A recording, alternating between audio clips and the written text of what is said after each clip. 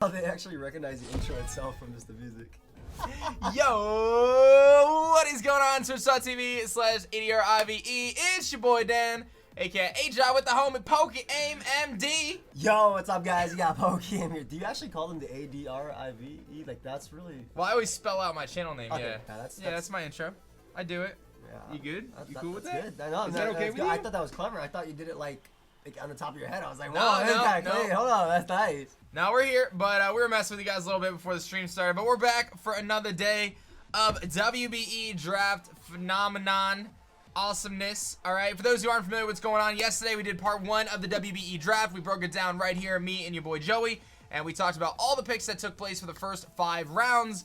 Let me get some buzzes in the chat. We're gonna do round 6 to round 10 over the next 2.5 hours or so. Break down all the coach picks. Hopefully have some coaches join us on the call as well, and kind of go from there. So we should have a lot of fun with that. But we saw some great teams kind of starting to get formed yesterday, Definitely Joey. it's crazy because when I got into it, when I was first thinking about drafting, I was like, are we actually gonna have some good teams? Because there's 28 coaches going by, but we had some pretty solid teams. I'm gonna be honest. Like, and even every single round, like you get some surprise picks. Like, oh man, round 5, like I'll put Tornado Styrian even though it wasn't round 5, but round 5 Tornadus, wow, that's crazy. But then you think about it, man, it's 28 coaches trying to fill their draft up. So every round we're gonna have some. Yeah, and that's a good point. You know, kind of looking into the later rounds, you think, oh, the lesser Pokemon are going to be taken, but that is definitely not the case. There's still plenty of threats left on the draft board at this point in time, and this is really when the teams start to form their squads as we move forward towards the last couple rounds. So there's still coaches that you don't even have a tier 1 yet at this point, to give you guys some kind of examples. So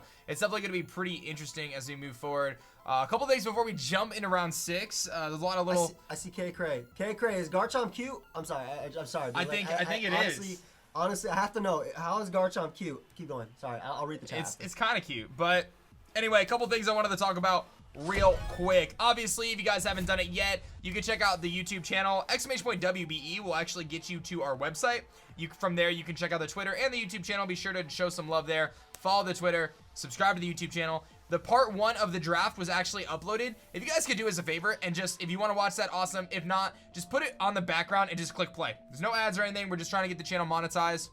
And for those who don't know, we're actually using any money that the WBE makes to pay our analysts and our designers. So it's actually all going back into the community, all going back to the league. That's something very important to us. There's never been a league before that actually paid their analysts, paid their designers, any of that. So we're trying to make this all work. So the faster we can get our channel monetized, the more we can help out everyone who's working behind the scenes, which is something very important for the WBE and something that we're focusing on this season. So if you can just throw it on another tab, hit play, let us get that watch time, let that run during this one. You can mute it, whatever. It's all good. That'll help us out in terms of getting that watch time. Yeah, you guys are a big part in basically the future of what we want for the future of drafts. So any support you guys do, it really does help. We want to do this right, and just playing that video in the back just so we can get the hours needed for monetization really can go a long way. Yeah, that would really be awesome. So we've got some good stuff there. That'd be great. You see General Tar Heel in the chat saying, "Get my paycheck, viewers." One of our analysts, right? So you'll see Tar Heel feature on the WBE channel, and there's gonna be plenty of content coming up this week. We uploaded the first part of the draft stream. Sorry it took so long. It's a big file, so that's there.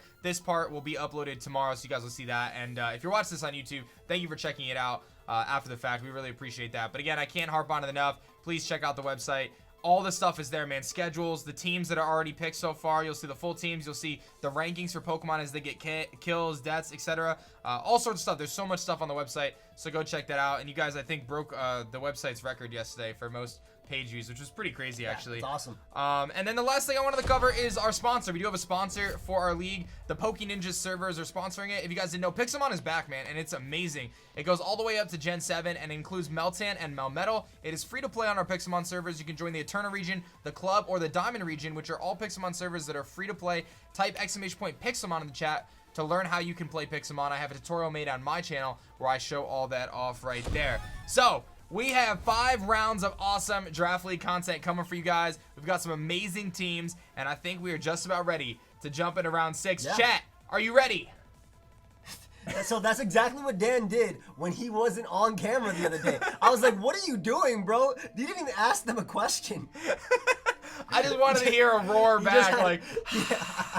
I was hoping to hear a roar back, which is equivalent to you typing yay or woo or something in the chat, right? So anyway, you ready, Joey? I'm ready, bro. Let's do it. We're going to kick off round 6. We left off last time with, I believe, Aaron Cybertron Zhang. So let's see what Aaron's got. He is going to take the mascot. Woo! Wow. So we left off yesterday with Conkeldurr as his last pick. And now he's got the wheel. Miltank, a tier 4 massive threat with Stealth Rocks, Thick Fat, Scrappy as an ability, and base 100 speed. 3 great abilities, bro. Scrappy, Thick Fat, and Sap Sipper. Sap Sipper too. That's fantastic. It can even be a resistance for fire or ice, or be a grass immune. Something itself. Cortana really appreciates as well. Definitely as well. That's a big one because we already saw how he had the water type that helps to take on Mammoth Swine and Rotom Heat. This is good for the fire type attacks coming out because obviously Rotom has that weakness that rocks, so it's not always gonna be taking hits and only has Pain Split for recovery. So that's actually not a bad option at all. I love Miltank. I've used it. I actually used it versus him, and I used a Scarf Miltank with like HP Fire versus Cortana. So there's some cool options here. Curse is also cool, and Heal Bell support for the team is really nice. I really like the Stealth Rock since his only rocker already was Mammoth Swine, so that's really good there. The Pittsburgh Piratas is actually grabbing Tyranitar out of tier 1, and Tyranitar obviously being able to set that sand, giving him some options with that Gliscor Sand Veil, kind of a little nifty there. But Tyranitar known for its massive attack stat, its ability to kind of rock some special attacks and Dragon Dance, but primarily that special bulk because of the sand is really what sets it apart from other Pokemon. Big thing as well, it gives him a Pursuit Trapper, which is really nice. And we already mentioned about Mega Tyranitar, but Tyranitar is Tyrannoboa. It has a lot of options. It can even Dragon Dance, it can Rock Polish if it wants to. A Choice Band T-Tar is no joke, especially with reliable switch-ins to water and ground type attacks coming out, and even fighting type attacks coming out. So love this pick so much. I think it's a cool tier 1. It definitely opens up his team for potential good sand abusers as well as we keep going. There are a few left still. Yeah, and Joey, you decided to grab Comfey here as a tier 4, I believe. Talk to us about this little lay. So honestly, this Pokemon, Whimsicott, like I said, I was sniped last round. Whimsicott was there. I wanted a fairy type, and I wanted something that could also dish out grass type attacks. So Comfey was like the first thing that came to mind. Gave me defog support, and I really think the triage ability is something that's really slept on, right? I think this is going to get, and you can quote me on this at the end, more kills than Mega Gallade throughout the entire draft, just because it's so easy to revenge kill Pokemon. Okay. He's going to bench Gallade every week and then just use Comfey. It's so easy though. With Calm Mind options, you have Cleric support as well, U-Turn for Momentum, Leech Seed, and Triage making Synthesis, making Giga Drain, making Draining Kiss actually have that priority +3. Really nice. So I'm excited it's definitely a solid mod. We're going to see the Pelippers grab Magneton. Immediately checking my Comfey. Yeah, right? Really good Pokemon here in its ability to trap Steel types. And you look at a team that has a Salamence and a Mega Deontay, Pokemon that don't like Steel types generally. Having the ability to trap them is important. But I think what Magneton does in this team more than anything is it makes an impact on prep. Yes. Because you're going to force, if you can take, in my case of having Skarmory, if you can take my Skarmory and force me to run Shed Shell over a Leftovers or a Berry. Or Rocky Helmet. You can't better check Pokemon that are physical. That's an excellent point. I love that a lot. Also, people seem to forget that Magneton has a great other ability too. Analytic is no joke. It's got a massive special attack. Was it 125 or something like that? And the fact that hitting those off on Volt Switches or Flash Cannons, dude, I might not even run Magnet Pull when you have a Skarmory, just because whatever's coming in, you go from Skarmory to like an Electric Resist like Shaman, for instance, and you're taking 100% from a Specs Flash Cannon after, you're dying after rocks. So that's such a great, I love that. That's going to be insane. So We're going to see Game Boy Luke and the Bristol City Blazekins picking up Aerodactyl. This is one of my favorite teams, I would say, from day one. Just the power and the synergy between those 4x weaknesses. Aerodactyl provides a 130 base speed threat that can act as a suicide lead, as we kind of alluded to yesterday, but it can also run some pretty cool Z moves and do a lot of damage as a breaker in a way too. It gives them a nice speed tier as well, something we don't have anything up there. I don't think we have anything around that area. Also has the pressure ability that some people sleep on too. I've seen Sub, Protect, Leftovers, Aerodactyl beat water types with T-Spike support, so maybe that's something we'll see in the future. But I like Aerodactyl. I think Unnerve is really cool too. A lot of Pokemon definitely love their berry, and it has some good coverage moves. Obviously, it's no Mega Arrow, but it's still cool Pokemon. Delphox, dude, he continues to do the trend of like UU and down. I'm telling you this right now. So you pick up his second starter right here. I like Delphox's coverage. I really do. Dazzling Gleam, Shadow Ball, Grass Knot, and obviously Psychic and Fire Stab going around. I really do like it. It provides a secondary Wish support mod. Its signature move lowers your special attack 100% of the time. So that's a really cool one. One thing I love about Delphox is running that Power Herb Solar Beam Magician set, where you activate your Power Herb, you activate a Solar Beam on the first turn, and then you actually steal your opponent's item because of Magician. So kind of a unique set, but it's a very viable set because you're essentially knocking off their item and hitting those grass type switch-ins. I can tell you I've used Delphox, and I was pleasantly surprised with how good it was as an offensive Pokemon. It's a really nice speed tier, and it can be a really good Scarf or even Life Orb or Specs, and we kind of alluded to some other sets here. Yeah. Another Tier 4 Fire type. The dominoes are falling. Magmortar going to go here in Tier 4 for the Pittsburgh Pichus. Pokemon with a wide range of coverage, pretty good special attack stat, and some opportunities to run physical if you really want to get kind Belly of Drum, cheeky. like something crazy like Belly Drum Mach Punch. It also gets Vital Spirit, so sleep immunity. And Flame Body is really, really annoying. If it's anything like Static, it's very annoying. Love its move pool, as you mentioned. Focus Blast, Thunderbolt, like that's what it needs, right? And then it has Flamethrower, Overheat. Specs Magmortar is no joke, especially with its speed tier, putting it just above Pokemon like Heatran, for instance, Nidoqueen, or anything like that. It's gonna hit hard on anything coming in. I love this pick. Big fan of fire types, and Magmortar. Magmortar looks crazy. Yeah, it's a strange looking mon for sure, but it definitely can be a really good threat, and I think there's a couple different sets you can run with it. This is a Pokemon, I think Elliot may have taken a little of inspiration from a team that I had in the past there. Stakataka with the Alolan Ninetales is insane, but Stakataka to me is one of the most underrated Pokemon in Draft League format. It is a Pokemon that can single-handedly win a game by clicking essentially one move in Trick Room. Yeah. It has an incredibly low speed stat. It's got the ability to run Beast Boost and the Lonely Nature to boost its attack instead of its defense. Yep. And if you can click Trick Room, which many times you can, especially under Veil, that's the big yeah, thing. and it's very. I could tell you, I brought this thing to a championship last season in WBE. This thing, every time I brought it, it put in the work. It is so powerful, and it blows my mind time and time again that it always goes late in the draft. I mean, 148 picks. So this is saying that in this draft, Stakataka was 148th ranked Pokemon. That's nuts. If you think about it too, with OpenZ, I think that's what really sells Stakataka. When I used it, I wasn't a huge fan of bringing it because I didn't have the oomph. But OpenZ makes it yeah, because you Trick Room and then you just hit that. You hit that, Continental Crush, and then you get a +1 attack. And then what switches in at that point? Nothing. We're gonna see Rhydon, the mascot pick here for the Rochester Rhydon. I gotta say, I love Rhydon in Tier 5, man. Stealth Rock and that Eviolite bulk. You could just run max special defense, and you're tanking super effective hits, dude. Super effective hits. Guaranteed. If I didn't get Piloswine, I was getting Rhydon. Rhydon was definitely one of the big ones. It can be a dual dance set, Spadef. I used like a Spadef Eviolite Metal Burst set for Kyurem Black, for instance. You live in Ice Beam 100% of the time from Life Orb. You just blow it back after. Always love Rhydon. This is one of the picks that I wish I could always get. But just this time it didn't really And it's got a great attack stat too, not to sleep on that. Like you can run Eviolite with double dance, you can run Swords Dance and Rock Polish on this Choice thing. Band. This thing hits hard. Yeah, we're gonna see another rock type go for the Umbreons. Love that pose, right? That's amazing. That's the high quality WBE sprites here, guys. That's nice. our draft team that put everything together. So shouts to them. But we got this shiny Regirock. Regirock Tier 4, very solid, just overall decent Pokemon, right? Okay coverage. You can kind of, in sometimes, get a nice little setup going with Curse. But generally, it's going to be kind of your Stealth Rocker most games. It's usually overlooked because Registeel obviously provides that steel typing, so a lot more resistances. But Regirock, good defensively all around, has a decent attack stat as well. And just setting up rocks, giving him Thunderwave support as well can be pretty cool. I've seen some Rock Polish variants that with Weakness Policy that can also be a little bit threatening, so that's a cool pick. A lot of options, and it's got such great natural bulk, and I love the pure rock typing. Something that, a lot of rock types are hindered because they get a 4x weakness, but Regirock doesn't have to deal with that, so it's really good. The Miami Dawn fans, we talk about Stakataka, a really good Pokemon that's going late in draft. Cresselia, another Pokemon that is, in some ways, some people say that it shouldn't even be allowed in Draft League because it's so bulky. It's one of the bulkiest Pokemon in the format. Definitely a pain to take down, I'll give you that. Providing him a Trick Room mon, which is pretty cool when he has more of an offensive build. But Cresselia can do so much, you guys already know.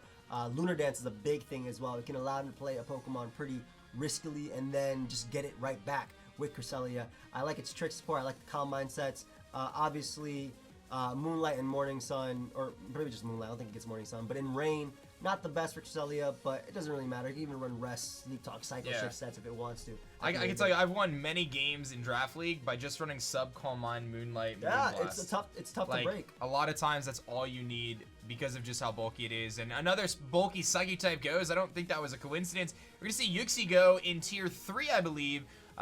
Tier 3 Uxie. Very good, kind of just all-around defensive kind of check. It's got Stealth Rock, it's got U-Turn, it's got Heal Bell, it's got Thunder Wave, it's got a plethora of coverage options. A little bit weak, which is really the only downside, but its natural bulk is insane. Yeah, but like dual screens, for instance, with like Cobalion or Mega Absol. Oh my god. Really, really love this pick. Also giving him a solid fighting type switch in besides Whimsicott, I think, as well. Which is something like Latios, I don't really consider it a good fighting type switch in because it doesn't typically take the coverage coming after, or Some ground immunity too for that Raikou and that Cobalion. Take a little pressure off that Latios and allow him to pivot in, and I believe it gets Memento. Yes. Which I love, right? Memento is one of my favorite moves, being able to essentially run a Z move on that. A lot of possibilities, and we're gonna jump into another cute Pokemon here. We're gonna see Magnezone come off as a tier 2 pick for the Spice. What do you think about this pick? So I believe I saw her say something about Magneton having a nice shiny aesthetic, so I think Magnezone might have to do a little bit with that. But I love Magnezone plus Garchomp or Magnezone plus Mimikyu. A lot of times, unless they're running a Z move, they're going to struggle to deal with those bulky steel types. We talked about your Skarmory. That's something that comes to mind. Ferrothorn, Celesteela, all can be problems. Magnezone obviously does not care about that. Also giving her some nice resistances too. Magnezone has a beautiful amount of resistances. Yeah. And again, having those great abilities, Sturdy can be used, right? You also have the Analytic, which you mentioned, and obviously the Magnet Pole, which is one of the main things. Yeah, and if you're really creative, you can essentially, as we mentioned with Magneton, you can kind of bait the fact that you're running Magnet Pole on preview, which forces your opponent to really play carefully with their Steel type, and then you might not even have Magnet Pole. So pretty interesting stuff there. We've got Aggron, regular tier 4 Aggron, AGG-ron as we like to call him, for the Milwaukee Sawsbucks. Aggron, very interesting Pokemon. Got a couple 4x weaknesses, which really holds it back, but generally it can be a good rocker, and it has a lot of head smash. Yeah, you have a hard time switching into that. Head smash is very scary. I know it can be a taunter as well. I know in PU, one of the sets that's there is head smash taunt. Dual dance is something I could see bringing because he definitely has Azel for dual screams, and alongside that he has Thundurus and Aggron that can set up. So that's definitely something we could see. Also, would appreciate maybe being baton pass some boost, like Acid Armor boost, for example. Can have Curse as well. It's a cool pick. Definitely, I think he just wanted to pick up a Steel type as well, and there are very few running around left that I think at this point, very solid. Yeah. At this point, we're gonna see a Pokemon that can actually be every type, which is Silvally. Silvally, known for its ability to run Parting Shot. That's, I think, its real key. Yeah, it's a big thing. Just being able to pivot around and lower stats by doing so.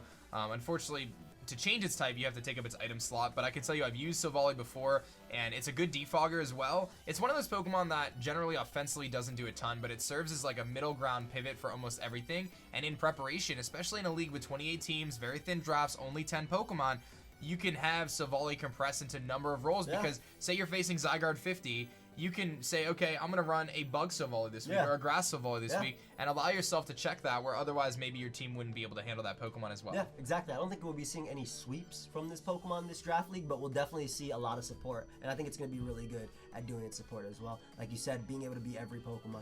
We do see the Florida Gators pick up Slurpuff, so giving them nice Sticky Web support. I definitely think they wanted a Fairy type as well. They had a great Steel type in Heat Ray anyway, but giving them Sticky Web support is really nice, and that's very scary with Pokemon like Calm Mind Taunt, Keldeo, or Zeraora, or even Nasty Plot, Celebi going or Mega Heracross with webs, dude. Exactly. I was building up to the big board. Mega Heracross is definitely one of the scariest mods you can have under webs. I actually like this team a lot, just because it kind of hits all over, right, in terms of speed tiers, and I think that Sticky Web just brings it together. Yeah, and I think in prep, you always have to consider not only is Slurpuff potentially going to bring Sticky Web, but if it brings that Belly Drum on Burden set, you could just straight up lose the game.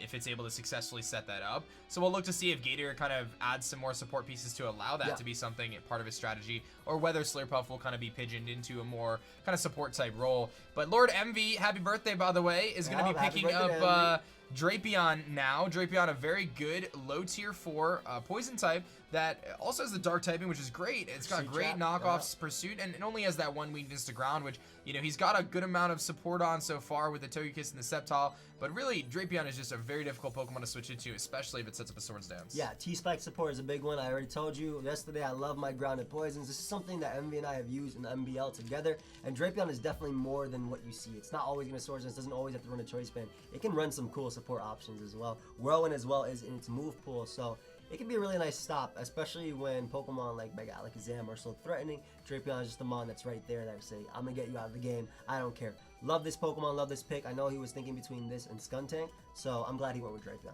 Drapion just provides that T-Spike support. This, you're talking about Gigalith, man. It was coming through. The Milwaukee BEWEARS, and we have my boy, Wolf. Now, Gigalith, fantastic Pokemon. One weakness, which is absolutely amazing. One weakness, and not double weakness is what I mean. It has multiple weaknesses, but it's not like 4 times weak to water, 4 times weak to grass. It's only 2 times weak to grass. That's what I meant by that one weakness thing there. But love this Pokemon. Great Stealth Rock support. Gives him a nice flying type answer as well alongside Excadrill. Obviously, providing that sand for Excadrill is going to be the big thing. I think Gigalith is a good all-around Pokemon too. I've used it with Z. I've used even moves like Throat Chop for Pokemon like Bronzong that break through. So Gigalith is definitely a really nice sand support Pokemon and a great offensive threat. A lot of people do sleep on that. Yeah, I feel like in preparation against Gigalith, that special defense with that sand is just insane. We've got Jodor actually on the call to talk about his pick, Haxorus, in round 6. Joe, what do you think about your Haxorus pick, man? Hey guys, what's going on? Well, I already had my Fire Water Grass core, so I wanted to go and get a Dragon Fairy Steel core with this guy. I love Haxorus. It's got 97 base speed, guiding an absolutely packed punch with 147 attack, which is absolutely insane with the amount of coverage it gets. Not to mention it's got Mold Breaker, so I can just completely, ruin every Rotom in this league, and among a bunch of other threats. I have Dual Dance in Swords Dance and Dragon Dance. Outrage can win games by itself, even at like +1 when coupled with a Lumberry. So I'm definitely hoping to get a lot of sweeps with that. And pretty much every offensive type that I'd want to run with Z, this thing has a move that I can couple with, so I can pretty much surprise anyone any week. So for that reason, I'm incredibly excited to use this thing. Definitely a solid mon, definitely a solid mon. We're going to see the Free State Torracats and Duncan Can't Die grabbing Zygarde. Now, we will say that Zygarde was actually ranked in Tier 3. There was some issues with the draft. Duncan ended up grabbing it as his Tier 2 pick. We kind of just said, whatever, it's all good. So it was no advantage to him. So he decided to take Zygarde as his Tier 2 pick. But Zydog here, very strong Pokemon, man. That 115 base speed allows it to be super duper fast, and it can set up extreme speeds, or set up Dragon Dances, but it doesn't even need to, because a choice band extreme speed or just choice banded 1,000 arrows. That's the big one, man. You don't switch into that move. That move has no immunity, so you just click 1,000 arrows and you're good. Obviously, it doesn't have the bulk that Zygarde 50% has, but the speed is huge for it, and like you said, priority as well. I think it's going to be a great pick for Duncan. Definitely a tough one to switch into. Mienshao coming out with Sacred right here. I love Mienshao. Reckless high jump kicks are no joke, and Regenerator's just support is so nice. With an Assault Vest, this mon can eat Latios's Draco Meteors for just an instance if you make it that bulky, and just providing U-turn support, providing Fake Out, providing high jump kick, and knockoff too. Mienshao is a fantastic Pokemon, honestly. A Baton Pass, Swords Dance Baton Pass is also an option, so you can SD Pass to Mega Aerodactyl, for instance. That might be something we see. I might have to prep for that now as we keep going. But that is definitely really cool, even passing that in general. And I love the momentum that I love the pivots that he has. And Amoonguss and a Mienshao are two phenomenal pivots with their Regenerator. And I think when you can protect that with the terrain from Finny to keep it from not getting burned and things like that, it can be a really effective Pokemon. And as you mentioned, those high jump kicks are just so difficult to switch into.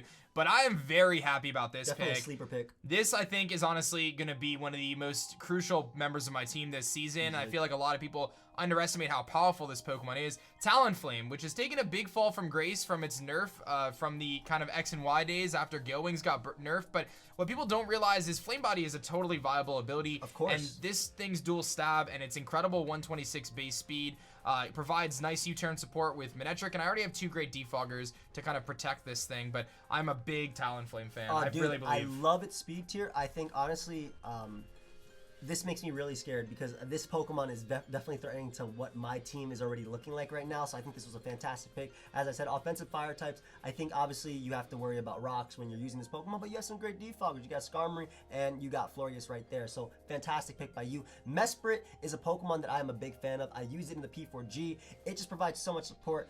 U-turn, Healing Wish support, Trick support, can be a Calm Mind offensive one, can be something with a berry like a Cobra Berry for something and check your dark types if it needs to. It is such a great Pokemon. I love this pick so much by Kelly, and it is. It's another snake. It's another snake. It's another snake. If we look at his team, it's just another snake. He's just getting a team full of snakes. Honestly, it's insane that he's just getting it. It's just a 2-headed snake right there, 2-headed copperhead. But it is a fantastic Pokemon. I love what Mesprit does, and I feel like it's a good combination of Azelf and Uxie, right? Yeah, it's kind of sits in the middle. 105 across the board, right? And 105 across the board, and then 80 speed is a big thing that like throws it off. So yeah, I think just its ability to set hazards is big, and then those U-turns, and you can make it a slow U-turn, you can make it Scarf U-turn. I've actually faced like max special defense AV sets that just like checked everything. Hits, yeah, like rain teams, for instance. It's crazy. So the New York Marauders and Mr. Talon gonna grab one of my personal favorites, my favorite gen 6 Pokemon is actually Gourgeist. I love this dude. I really do. But Gourgeist in tier 4 is very cool because you can actually run all the sizes. And most of the time you're going to see the big daddy, right? The one with the massive defense and HP. But the slower ones are pretty cool too as Subseeders. They can do a lot of different things, but it can run Trick Room, it can run Will-O-Wisp, it can run Leech Seed. They're faster, right? Yeah, the smaller ones are faster. So you can run Big Pumpkin, Small Pumpkin, and there's some versatility there, but it can be a really, really good like defensive check, and I love the ability Frisk, especially in Draft League. Information is so important. Just show me your item. Like, that's such a big thing. I honestly hate fighting this Pokemon because I never know how to calc versus it because I don't know which one it is when it comes out of the Pokemon. You gotta listen to its cry, dude. Its cry gives it away. I think if I actually paid attention, it says like Gourgeist XL or something running around, but has a great move pull too. Fire Blast is a big thing too. Big fan of Gligar, giving him a nice defogger as well. Swords Dance Pass is pretty cool. Rock Polish Pass is also really nice. This can be a cursed Pokemon too, so it has a lot of options, right? A lot of offensive options. U-turn. Yeah, I do know that he picked this up because I told him to get Paliswan, and then I forgot I told him to get Paliswan, and then I picked up Paliswan, so I know that this ground type came to mind. So I do apologize about that, Tyler. But it's a fantastic Pokemon in Gligar, and honestly, it takes every physical attack. It's very bulky, yeah. You have to pretty much run ice coverage to be able to deal with it, and if you look at his team, ice coverage really doesn't do much aside from Rotom, which, again, nice little U-turn combo there with a U-turn, Volt Switch, Beedrill having U-turn, and Greninja having U-turn. That's a lot of pivoting, and when you can give Celesteela those free switch-ins, that's really scary. We're going to see the South Texas Stabilized grab the lesser Talonflame. Nah, I'm just kidding. Moltres, very, very good. Vivid, why don't you tell us about Moltres? The lesser Talonflame? I am offended. No, so this round, obviously, a lot of good fire types went, like Magmortar and Delphox, and those were things I was interested in because I have a pretty strong ice weakness here, and Moltres doesn't necessarily patch that up, but it was, in my opinion, I think the best flying type or fire type left on the board that I could afford. And on top of that, I really do love flying spam in drafts, so this is something that sort of plays into that theme with, you know, Hawlucha getting acrobatics, is getting Hurricane. And it's also just like surprisingly bulky, and Flame Body helps out taking those physical hits as well. Yeah, I think you nailed a lot of the points there, and one set I love that I wanted to call out was the Z Sunny Day set. Being able to set up the sun for Moltres and also boosting its speed at the same time, essentially is giving it a Scarf and a Specs with the ability to change your moves. Solar Beam. Yeah, and then actually access a Solar Beam. So some really cool options there to run with Moltres. So as long as you can protect it from those Stealth Rocks, it can be really good. I'm super surprised to see Ribombee actually go round 6, picks 167. This thing is a monster, Joey. It has Quiver Dance support. It can Baton Pass. I don't know what it can Baton Pass in this league, but I know it has Quiver Dance. We also have Sticky Weapon. That's the big thing. And honestly, I love Patty's draft. I think he has some of the best Pokemon from every single tier, if I'm being honest. And in terms of like roll compression, right? We have some Pokemon that can be offensive or defensive they need to be. And Ribombee can even just throw in a Specs if it wants to and just click Moonblast. And that's the a big scary thing. set. That is a very scary set. We talked about Primarina being scary because it hits hard, but Primarina is slow. Ribombee doesn't hit as hard, but when you're outspeeding half the Pokemon you're facing, you don't need to hit that hard. Now we see Hippowdon wrapping up this round, I guess, whatever works, for the Newcastle Nidoking. Now, I love Hippo. It is a tank. It sets up Stealth Rock. It does have curse options too. And I think the big thing also is it provides that Spadef boost for Terrakion, which is something that can definitely be overlooked. Terrakion in the sand will not go down to a water move, right? You know what I'm saying? Like a special water move. So I like Hippo. Some of my people might say it's really one-dimensional, but it's good at what it does, man. When you have reliable recovery, like, does it matter at that point? Yeah, that's a good point, and it's just such a bulky Pokemon that really pairs nicely with a lot of the Pokemon he has, and yeah, I don't think you can undersell that boost for Terrakion, just and the chip it gives too, because you kind of forget that 6% every turn does really make a difference too. You know, and that could really mess up people's calcs. But here's our kind of round 6 recap. Some really interesting mons taken, as we kind of said at the beginning of part 2 of the draft here. There's still a lot of powerful Pokemon left, and we see that with the Stack Attack pick. I think that one really jumps out to me. Tyranitar going in round 6. Those are some that really jump out to me. I gotta say, in terms of a Pokemon that I really love in this round, I gotta give it to Kyle A. I think Cresselia, people frown upon it because it's so bulky and so annoying, and it's almost like not even fair. But you got to do what you got to do to win, and Cresselia is a Pokemon that can steal some games on its own. I think there are so many good value picks here. Like Honestly, I did agree with someone said in the chat, Comfy probably the worst one this round. That's completely fine. But I think that Zygarde, Mienshao, Talonflame, Gourgeist, Mesprit, they are such great value picks. Rhydon, such an awesome value pick. They do so much for the team, and I love those. So those definitely stood out to me, like this whole side of the draft. So Yeah, I'm also going to call out Leo and his Savali pick. Getting that parting shot support for something like a Manaphy is very, very good. And it's going to be interesting to see how he kind of utilizes that this season. And again, with 28 teams, massive draft, only 10 Pokemon per team, Savali's going to get a lot of use on that squad, and it's gonna be interesting if Leo's going to be able to find the right set every week, because it can be difficult at times to decide exactly which type you got to give that thing, or if you don't even give it a type in general and you just rock the normal set and maybe run like a Choice Banded set or Explosion or Parting Shot with a Z item. There's definitely some options there. You can run like Normalium Z Explosion, you know, hit that massive hit and then just blow up, while simultaneously still providing defog support and parting shot support. Savali can do a lot of different things, so we'll see how Leo kind of utilizes that, you know, kind of going into this season. So thank you guys so much for tuning in today. I do want to just kind of pull this up here. Make sure you guys are checking out the website, !WBE in the chat. You can go to the website. You can see our Twitter and our YouTube links right there. You just click the WBE icon, which is the first one loaded up there. And make sure you guys subscribe. We got part 1 of the draft. We are asking that you just put the draft on play. If you want to watch it later, that's cool. But just play it on your computer, man. Like I said, it helps us out. We're trying to get the channel all set up and monetized and everything. And of course, I got to tell you guys to check out PokeNinjas, man. PokeNinjas is our sponsor for the WBE. They're hooking it up and allowing us to pay these analysts and make sure everyone gets to eat, right? So we got the WBE Pixelmon servers, sponsored by PokeNinjas, the Eterna, the Diamond, and the Club region servers, all free to play. I know Joey's got 7 badges on the Eterna region. Going for one more, bro. He's grinding it, and it's going to be hard. Yeah, because guys, I got those 7 badges really quickly, and as I was doing it, I stressed this yesterday, Dan kept making them harder and more competitive because I was winning. I haven't gone for my 8th badge. I'm kind of hoping, I don't know, there's an Elite 4 coming or something. Elite 4 is going to be coming, man. Awesome. And the other regions have, you know, the Club and the Diamond region actually have that stuff set up. The Eterna region's my region. It's a little bit newer, so we're still building things out, but a lot of these things are coming, and we mentioned some of the special stuff. We know Meltan and Melmetal Learner, but there's also Primal Dialga, there's Shadow Pokemon, and there's much, much more coming in the coming weeks as we head towards summer. So lots of great stuff there from PokeNinjas. So thank you to the Ninja for sponsoring our league. I think it's pretty good that we can jump into round 7, guys, and we'll kind of take a look at what we have going in as the last couple rounds here.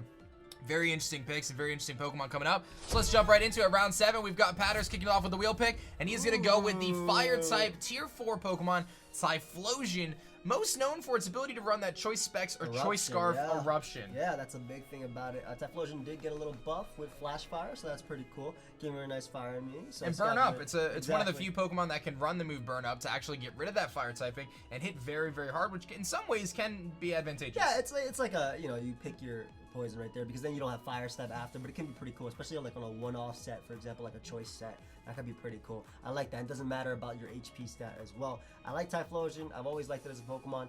I'm not a fan of this sprite. I'll be a little bit real. Yeah, I'm not a fan of it, but I want to point out the speed tier on this with base 100. Yeah. Something that he really needs. When you have that Coco, you have the Terrakion, and then you had nothing between the Terrakion and the Coco, so really hitting that 100. This is like Gyarados Typhlosion works really well. Okay, speaking of versatile Pokemon with great abilities, Druddigon. I love Druddigon, man. We talk about the Sheer Force option, and you often think Rocky Helmet, Rough Skin, but Sheer Force offensive Druddigon is very difficult to switch into. Very scary. It has some great moves, dude. It has the elemental punches, it has Gunk Shot, it has everything. I absolutely love this Pokemon. It was definitely something that was on my radar, and I think it's such a pain to prep for, especially when you're using a slower team, I would say, because it's just a Pokemon that if you have a slower team, it's going to hit you with super effective damage. And if you're using a faster team, you're not going to KO in one hit. That's a big thing I think about his team. There's only like maybe 1 Pokemon there or 2 Pokemon that I could think off at the top of my head that you'll actually KO in one hit. His team can take hits and dish out damage back. And he's dealing a lot of damage to those physical attackers. He's got the Landorus, the Incineroar with Intimidate, and then a Ferrothorn and a Druddigon. Physical attackers do not want to approach that battle. And he's got that Alakazam, which is so weak to physical attacks. And he's got all these things to support that, which I think is very interesting. The South Texas Sableyes are going to be jumping on and talking about their next pick, which is Noivern. Yeah, so after not patching my ice weakness with Moltres, I decided to go ahead and patch it up with Noivern here.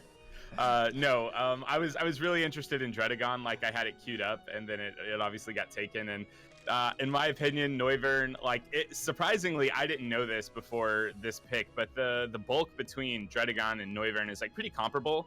And again, it was, I think, the best dragon left on the board. And I wanted a dragon, you know, because it resists a lot of those common fire, water, grass cores. And it just played into the already existing flying spam that I had. And it just does a lot of utility things too. So Like it seems Frisk. pretty solid. Yeah, Yeah, Frisk is Frisk is definitely pretty huge. cool. It's really good with Z moves too, when you can hit those Z hurricanes. That's a good speed tier. The Tennessee Trubbish are going to be grabbing Embor, which is crazy. Again, Embor is another one of those mons that just has very few switch-ins. So annoying, man. That ability boosting its wild charge and its flare blitz just makes it very difficult to Head switch smash into. too, dude. Head smash Oh yeah, is that's really right. powerful. That's right. And then it also gets some crazy things like Scald. Yeah, exactly. It's one of the fire types that actually ends up getting Scald, so that's really cool about Embor. Priority and Sucker Punch. Honestly, this is what we think of when we think of a wall breaker. This Pokemon does a ton of work, and it's really tough to switch into. It has some defensive capabilities too, because it is actually rather thick because of its HP stat and Yeah. whatnot. But I think for the most part, we're gonna see this Pokemon just clicking buttons with superpower and flare. It Blitz reminds me a lot respectively. like Tyrantrum. Yes. And with these Pokemon, Embor, Tyrantrum, those kind of Pokemon, they really need those free switch-ins, and I feel like with his U-turn support, he can really grant that. Something switches in, Steel type switches in a Beedrill, catches that U-turn, and then Embor comes in, and what does it Just do? clicks a button, bro. Something That's all just it dies. does. Exactly. You know, Um, Ambipom to the top right Hey. here. Ooh, I love Ambipom. You got man. Ambipom like in OU, didn't you? Yu. Yu. It jumped up from PU to Yu. That's wild, man. This thing is an interesting Pokemon, man. Fast normal type, fake out, knockoff, technician boosted on a lot of those options. You can run it with a number of different items, and it's a good like kind of lead, just kind of a pivot, and it really helps with those speed tiers. Exactly, and having skill link as well is pretty cool, but I definitely don't want to undersell technician. For the most part, I absolutely love Ambipom, because for the most part, on average, your technician hit will hit just as hard as 5 hits from skill link. So definitely don't understand that. It has pursuit as well as an option too, and just that fake out is going to be really nice. It's really, I think it strives the most, or it does the best versus offense. That's Yeah. when it comes to that Pokemon. The Torterra pins and under the radar are going to grab Pangoro. Pangoro, one of the other few Pokemon that actually has Parting Shot. We talk about signature moves. This is the original Parting Shot Pokemon. But what Pangoro really does is it utilizes a couple different abilities. Yes. Sheer Force, Iron Fist, and I don't know what, Scrappy. So it's got a couple different Scrappy, I I think guess. it's Mold Breaker. Oh, maybe Mold Breaker. Maybe not Sheer Force. Mold Breaker. Not Sheer Force, yes. But what it does is it's a really good breaker. The combination of fighting and dark together is a Exactly. really good combination from an offensive perspective. The one thing that really holds it back is that speed tier, but it does get priority in Bullet Punch. Exactly, and it has Parting Shot for momentum too. I yeah. feel like this Pokemon's gonna break. It is eating a snake in its mouth too. That is something we had to note. Thank you so much, chat. But it is definitely a tough panda to switch into. That's the big thing about that Pokemon. Hey. Love this pick. Dude, I want to just talk really quickly about Gastrodon. I'm so happy I was able to grab this thing. I just want to call this out. When you look at Florges and Skarmory together, and then you put Gastrodon as the glue between the two, it just is the perfect fit. Florges is weak to poison and steel, and Gastro resists those, and Skarmory is weak to fire and electric, and Gastro resists those, and its grass weakness is not an issue on my team. I love Gastrodon, man. I love it. I love this pick. Honestly, I'm so happy. dude, I think it's 4 times weakness to grass. Doesn't, like you said, it doesn't. It almost matter. helps me in Yeah, a way. exactly, because it might mean that somebody has to use a specific hidden power versus you, and that's going to give them less cover versus other Pokemon. It's not like you're weak to grass type. Your entire team can take on grass type. Well, that's just it, and that's where I think Gastrodon really shines. Yeah. I think as just a middle ground switch in, I have a very good defensive core. I just feel like Gastrodon really fits. Don't sleep on Memento. It learns Memento. Yeah, and that's one of my good. favorite moves. We talked about that a bunch. It also gets things like Mirror Coat and stuff too. So some really cool options. We're gonna see the Bouffalons grab the big, powerful Rhyperior here. This thing is a beast, right? This Rhyperior Pokemon offensively. is so powerful, and its solid rock ability is allowing it to take 4 times super effective hits.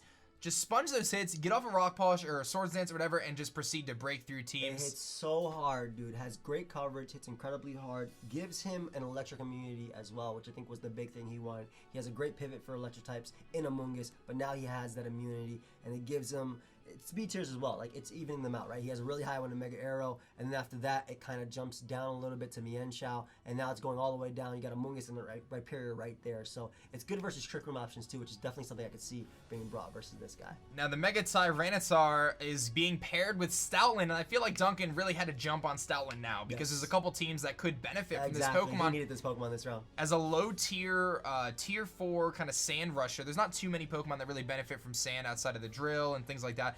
But Stalin is one of those mons, and it can be very scary with a Choice Band or a Life Orb. Exactly. And I also want to say the more unconventional set is actually a defensive Intimidate set. It's really bulky. It has access to Thunder Wave. It has great abilities, as you mentioned. Obviously, the Sand Rush has the Intimidate. There's another one I think that it has that I'm not remembering. Is it Sand? Does it get Sand Force? It's scrappy. Scrappy. It's scrappy. Scrappy. It's scrappy. So being able to just spam your normal stab as well, and you know the coverage in the Elemental Punch, Elemental Fang, excuse me. Play Crunch, rough. Exactly. Play rough. Sewer power. So it has some cool options.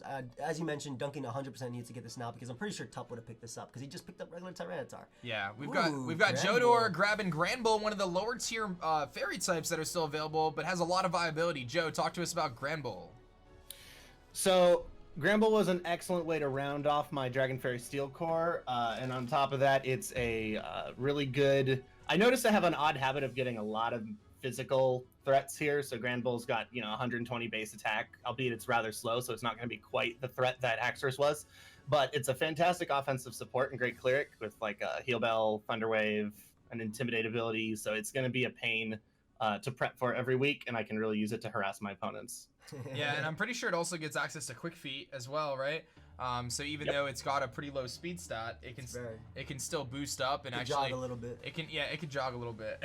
It can do some things there. We're gonna see the MILWAUKEE BEWEARS, and Coach Wolf, I think he wants to talk about his pick for Virizion. Wolf, are you here? I don't know if Wolf's here. Wolf, tell us about Virizion. Hey, I was really excited to use Virizion. It's a mon that I've wanted to use since like Gen 5. I really like the speed tier on my team. Although I have Tornadus and Gengar, a couple of my mons are like pretty slow with like Blastoise and Jigglypuff. And Excadrill isn't like especially fast, so I really like the speed. I really wanted a grass type. I had my eyes on a Moongus and Shaman and Tangrowth earlier, but they were all taken. And so yeah, I was really glad to get Virizion. It's a mon I'm really excited to use. I like that it can be physical and special with both Calm Mind and Swords Dance. Yeah, I love that. I love the way you name your Pokemon, by the way. Absolutely. I can't wait Thank for you. Arcanine, man. Next season, dude. Next season.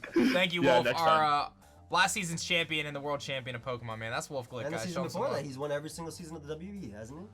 Did you win both? You won Yeah, both? 1 and 2. Jeez, dude, My calm boy, down. two-time I'm champion. coming for you, bro. We got Lord Envy and the San Diego CHIMCHARGERS grabbing Baby Rotom. Baby Rotom should not be slept on under any circumstances, man. This thing's got multiple immunities, ground, fighting, and normal. And I gotta love it as a trick option, Choice Scarf trick, and it's got great opportunities to status things. Exactly, and defog. Defog is a big thing as well. I think that Rotom can also take advantage of the T-Spikes that Envy has. I could see some sort of sub-pain split set going around. That's something that we've seen on Rotoms back in, dating back to DPP, right? When they were always Ghost Electric, no matter what form Yep. you had. So, Rotom, I'm personally not the biggest fan of Rotom because I think it gets Pursuit Trapped, and very easily, I think that Color Berry barely saves it. But he does have some mons to take advantage of that. You Pursuit Trap Rotom, you belly jump with Ozzy, right? You Pursuit Trap Rotom, TOGEKISS comes in and Nasty Plots up. So there are definitely some options. And I think him picking up Drapion also makes Rotom that much better. This is a pick that Gator absolutely loves. Pikachu is a great Pokemon, all right? I was looking at it for this draft actually before Yeah. I grabbed Gastrodon. You mentioned Unaware, but it's also got the Inner Inner's Doubt Out, ability, which is pretty cool. Yeah. And really the big thing that Pikachu does is it's very difficult to just knock out. It's Toxic with Soak. It can be very difficult. It can just click recover over and over again as things die to Toxic. Exactly. And you can end up in a situation where you think you have the game in the bag, and all of a sudden the one thing that beats Pikachu on your team is gone, and then you just lose to Pikachu. That is actually a thing. Like, you could just straight up. I remember I battled Gator. I think it was in one of the leagues, and he had Pikachu, and I had to spend so much time just prepping for this thing because it also gets things like Memento and screens. Memento, So- screens, counter. It can also psych up and baton pass that, which is true. So if you're trying to set up the Swords Dance in its face, just pass that to Zero Aura or something if you really want to. Man. It can curse pass as well to something with the White Herb. So Leo actually picks up one of the tier 1s that are left, which is Dragonite. This is something I was looking at. I think Dragonite is a great use of a mon when you have Open Z. I want to really stress that because it's a Pokemon that just takes advantage because it has both a great physical and special side. Obviously, it has priority, Aqua Jet, and Extreme Speed being the bigger one. Agility is a cool option. Roost, Heal Bell support, Dragon Dance. This Pokemon can do it all. And I'm not that surprised that it stood this long because Dragonite's also one of those Pokemon. It's a tier 1, right? So you really have to dedicate to it. But I think it's a great pick, and it really complements his already scary Pokemon like Mega Lopunny and Manaphy. Yeah, and I think it's flying typing without OpenZ really is a hindrance, but in OpenZ, being able to run those Z Hurricanes or Z Fly gives it an opportunity to break with that flying type style, which is so good in Draft League format. It's just so good. We're going to see the Milwaukee Sawsbucks grab the tier 4 Rapid Spinner Hitmonlee, but Hitmonlee does way more than just Rapid Spin. Exactly, dude. It has the Unburden ability, the Reckless in itself. I think Unburden is really scary too because Fake Out Unburden, Mach Punch Unburden fighting, whatever you want to do with it, right? Fake Out's the big one, obviously, but Fake Out, normal gem, you get your plus speed, it can check things. A Reversal Endure set can be really cool with a Lychee Berry. Yeah. Exactly. Hitmonlee is, I think it has a good speed tier. Obviously, was it 87, I think, something like that? Yeah, it's like 303 max or whatever the number is. But has a good speed tier and just hits incredibly hard. You know what it's going to do, but it doesn't matter. It has knockoff to check the ghost, it has blaze kick too. And it's very strong. You could even run it as a Scarfer at times and really catch some things off. And he doesn't necessarily need the hazard support a ton, but it's nice to add a spinner to the team for Thunderous and just have that option so you don't get stacked. We're going to see the LA Spice grabbing the cutest of doggos here. We've got Mega Houndoom. I've used Mega Houndoom in the past, paired with Torkoal actually, and I personally, it was something I considered for this draft. I honestly think it is one of the most amazing when you used it? It's one of the most underrated Megas, dude. It's insane when you run calcs for Solar Power, Fire Blast, in Sun. There are nothing switched into that. So you just bring Torkoal, set up the Sun for 8 turns, and then you just start clicking Fire Blast, Solar Beams, Dark Pulses, Sucker Punches. You can run Flame Charge if you need the speed boost. You can throw a Sludge Bomb on there. This thing is insanely powerful, dude. I definitely underestimated your draft back when you used this, but like I just remember you bringing Torkoal this every week and just getting kills after kill. Also, Flame Charge is pretty cool there to actually boost its speed. So definitely a really threatening Mega. I actually like this, and this does. I think she needed to pick up that Mega as well because I don't think she had enough points otherwise. Yeah, she had to grab the low tier Mega there to kind of make up for it. I love this pick for the TOGEKISS in terms of a fairy type. Whimsicott's a fairy, but it's not a defensive fairy. Whimsicott's a support Pokemon. Yeah, the TOGEKISS are going to grab Aromatisse, which one thing I think we talked about, you know, his team being so fast. Now he has 2 Trick Room users. It's going to be... 3? Oh yeah, 3 technically, yeah. It's gonna be very interesting to see how he kind of utilizes that, but he's gonna go very to the low bottom of the speed tiers. And Aromatisse is a very bulky Pokemon, but let's not undersell its ability to be offensive as well with things like Nasty Plot. Exactly, and that's the big one that it did get recently. Nasty Plot, Trick 'em, it can be an offensive set, similar to Stack Attack in the sense that it does actually need its boost. Now the big thing about Aromatisse that I don't like as a Wish Passer is it always have to decide, okay, am I passing to my friends or am I trying to get my Wish myself? It doesn't have Regenerator like Alamola, so it can't afford to be at 60% and switch out. But this is where it kind of turned the draft all around. Kale is in the call. Kyle, talk to us about Torkoal, man. Hey, what's up, fellas? Okay, so, second Stealth Rocker. I need a Rapid Spinner, but here's the thing. I now got Sun to get dual Weather Stab for Volcanion. I'm allowed to use Solar Power now on Heliolisk instead of just Dry Skin in the rain. And Mega Pidgeot, I saw the memes in the chat. Now I got 100% accurate Hurricane in the Sun and Sun boosted Heat Waves that will not miss. And that Moonduck I just picked heals 2/3 HP. That's it. With Moonlight. Hit us with the curveball, Kale. He's never lost a game ever, guys. He's gonna grab Torkoal here. It up. Man, oh man, that's definitely a curveball there from Kale, grabbing Torkoal here in round 7, and I feel like I just saw K-Cray shed a tear. The Atlanta Umbreons are gonna grab tier 1 Como-O. Again, Omni boosting is banned, but what do you think about this Como-O pick, Joey? This Dragonite and Gothitelle were the only tier 1s left at the time, so I like that, and a few of us needed tier 1, so it's cool that he got Como. I think Como is a fantastic stealth rocker, fantastic offensive presence. I do want to note it cannot use its Omni boosting Z move. I want you guys to know that, so it can't clanger his Soul Blaze. However, from a supporting stance, this mon is amazing. From a special side, this mon is amazing. From a physical side, this mon is amazing. The coverage it can do, the bulk is great. What's a Greninja to a Como-O, man? Yeah, It doesn't even care. I can tell you I've used Como-O before, and it was one of the most surprising Pokemon in terms of just how good it was. I really feel like it's underrated in Draft League format because of that versatility, and its 4 times weakness is not a hidden power, which I think is really nice too. Good natural bulk, and we talk about its defensive sets. I remember I ran like Stealth Rock, Drain Punch bulk up one week, and it just put in work. But the Rhydon's gonna grab a very good tier 4. We talked about a lot of the fire types going. Surprised that this one's still here, but it's going now. Blaziken. This is Blaziken, but still a threat, Joey. Definitely a threat, and it still does have access to moves like Agility. I think Blaziken is a Pokemon that I have not seen very much of because, you know, unless I'm playing Ubers, I can't use it on singles. But I absolutely love Blaziken. I always loved it back in the day. Overheat hits incredibly hard. High Jump Kick hits incredibly hard.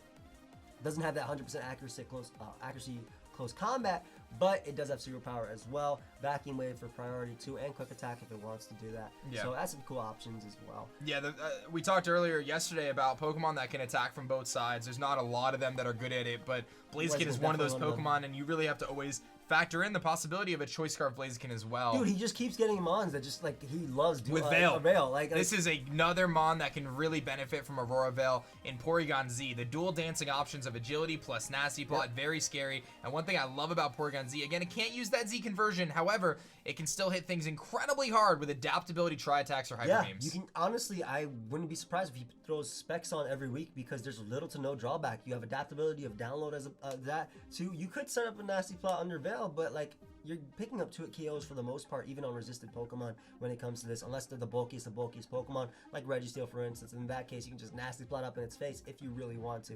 I think Porygon Z is a very scary Pokemon. It's very scary, and it's got the combination of Bolt Beam for coverage, Ice Beam, and Exactly. Thunderbolt, Shadow Ball, Signal Beam, and even, let's not undersell the opportunity to run a Trick Room set to really catch some people off guard. The Pittsburgh Pichus are going to grab Skunk Tank, another dark and poison type Pokemon with only 1 weakness to ground. The thing that sets Skunk Tank apart from some of those other Pokemon like Muck and Drapion is his ability to defog. Exactly, and Pursuit Trapping is so big as well. Defogging is the big one. I really like that, and he has some good ground answers as well. Tangrowth. Bro, Swamper's not going to care. Zapdos obviously being immune unless it's Thousand Arrows. So Skuntank is a cool Pokemon. It also can work on the physical and the special side. Actually, the most popular set in PU would be an Acid Spray Z Dark Pulse set, at least back in the day when I checked that. I'm sorry for any of my PU mains out there, I might be butchering that. But Dark Pulse, Fire Move, Explosion, obviously Explosion being nerfed. Sucker Punch though, Aftermath is pretty cool. Stench gives it the ability to flinch. With Sucker Punches, which can be really nice. So I love Skuntank. I think it's an undervalued pick. We see, what is this, Simipour? Simipour, dude, the tier 5 water type. Simipour, a very interesting mon. Little surprising to see it go around 7, if I'm being totally honest. But people are like, what is this? What is this even a Pokemon? No, Simipour does have access to Nasty Plot. It's got some cool coverage options like Grass Knot. But it sits at a really cool speed tier. I think it's 102. I think that's the main reason why he won. If I'm not mistaken. I know it's like 331. Like. Yeah, so I think it sits right around like right above 100, maybe 104, somewhere in there. It's relatively fast, and I think that kind of gives him a little, he's got the Hydreigon, kind of sits right above that. Then he's got the Delphox, so some pretty interesting speed stuff.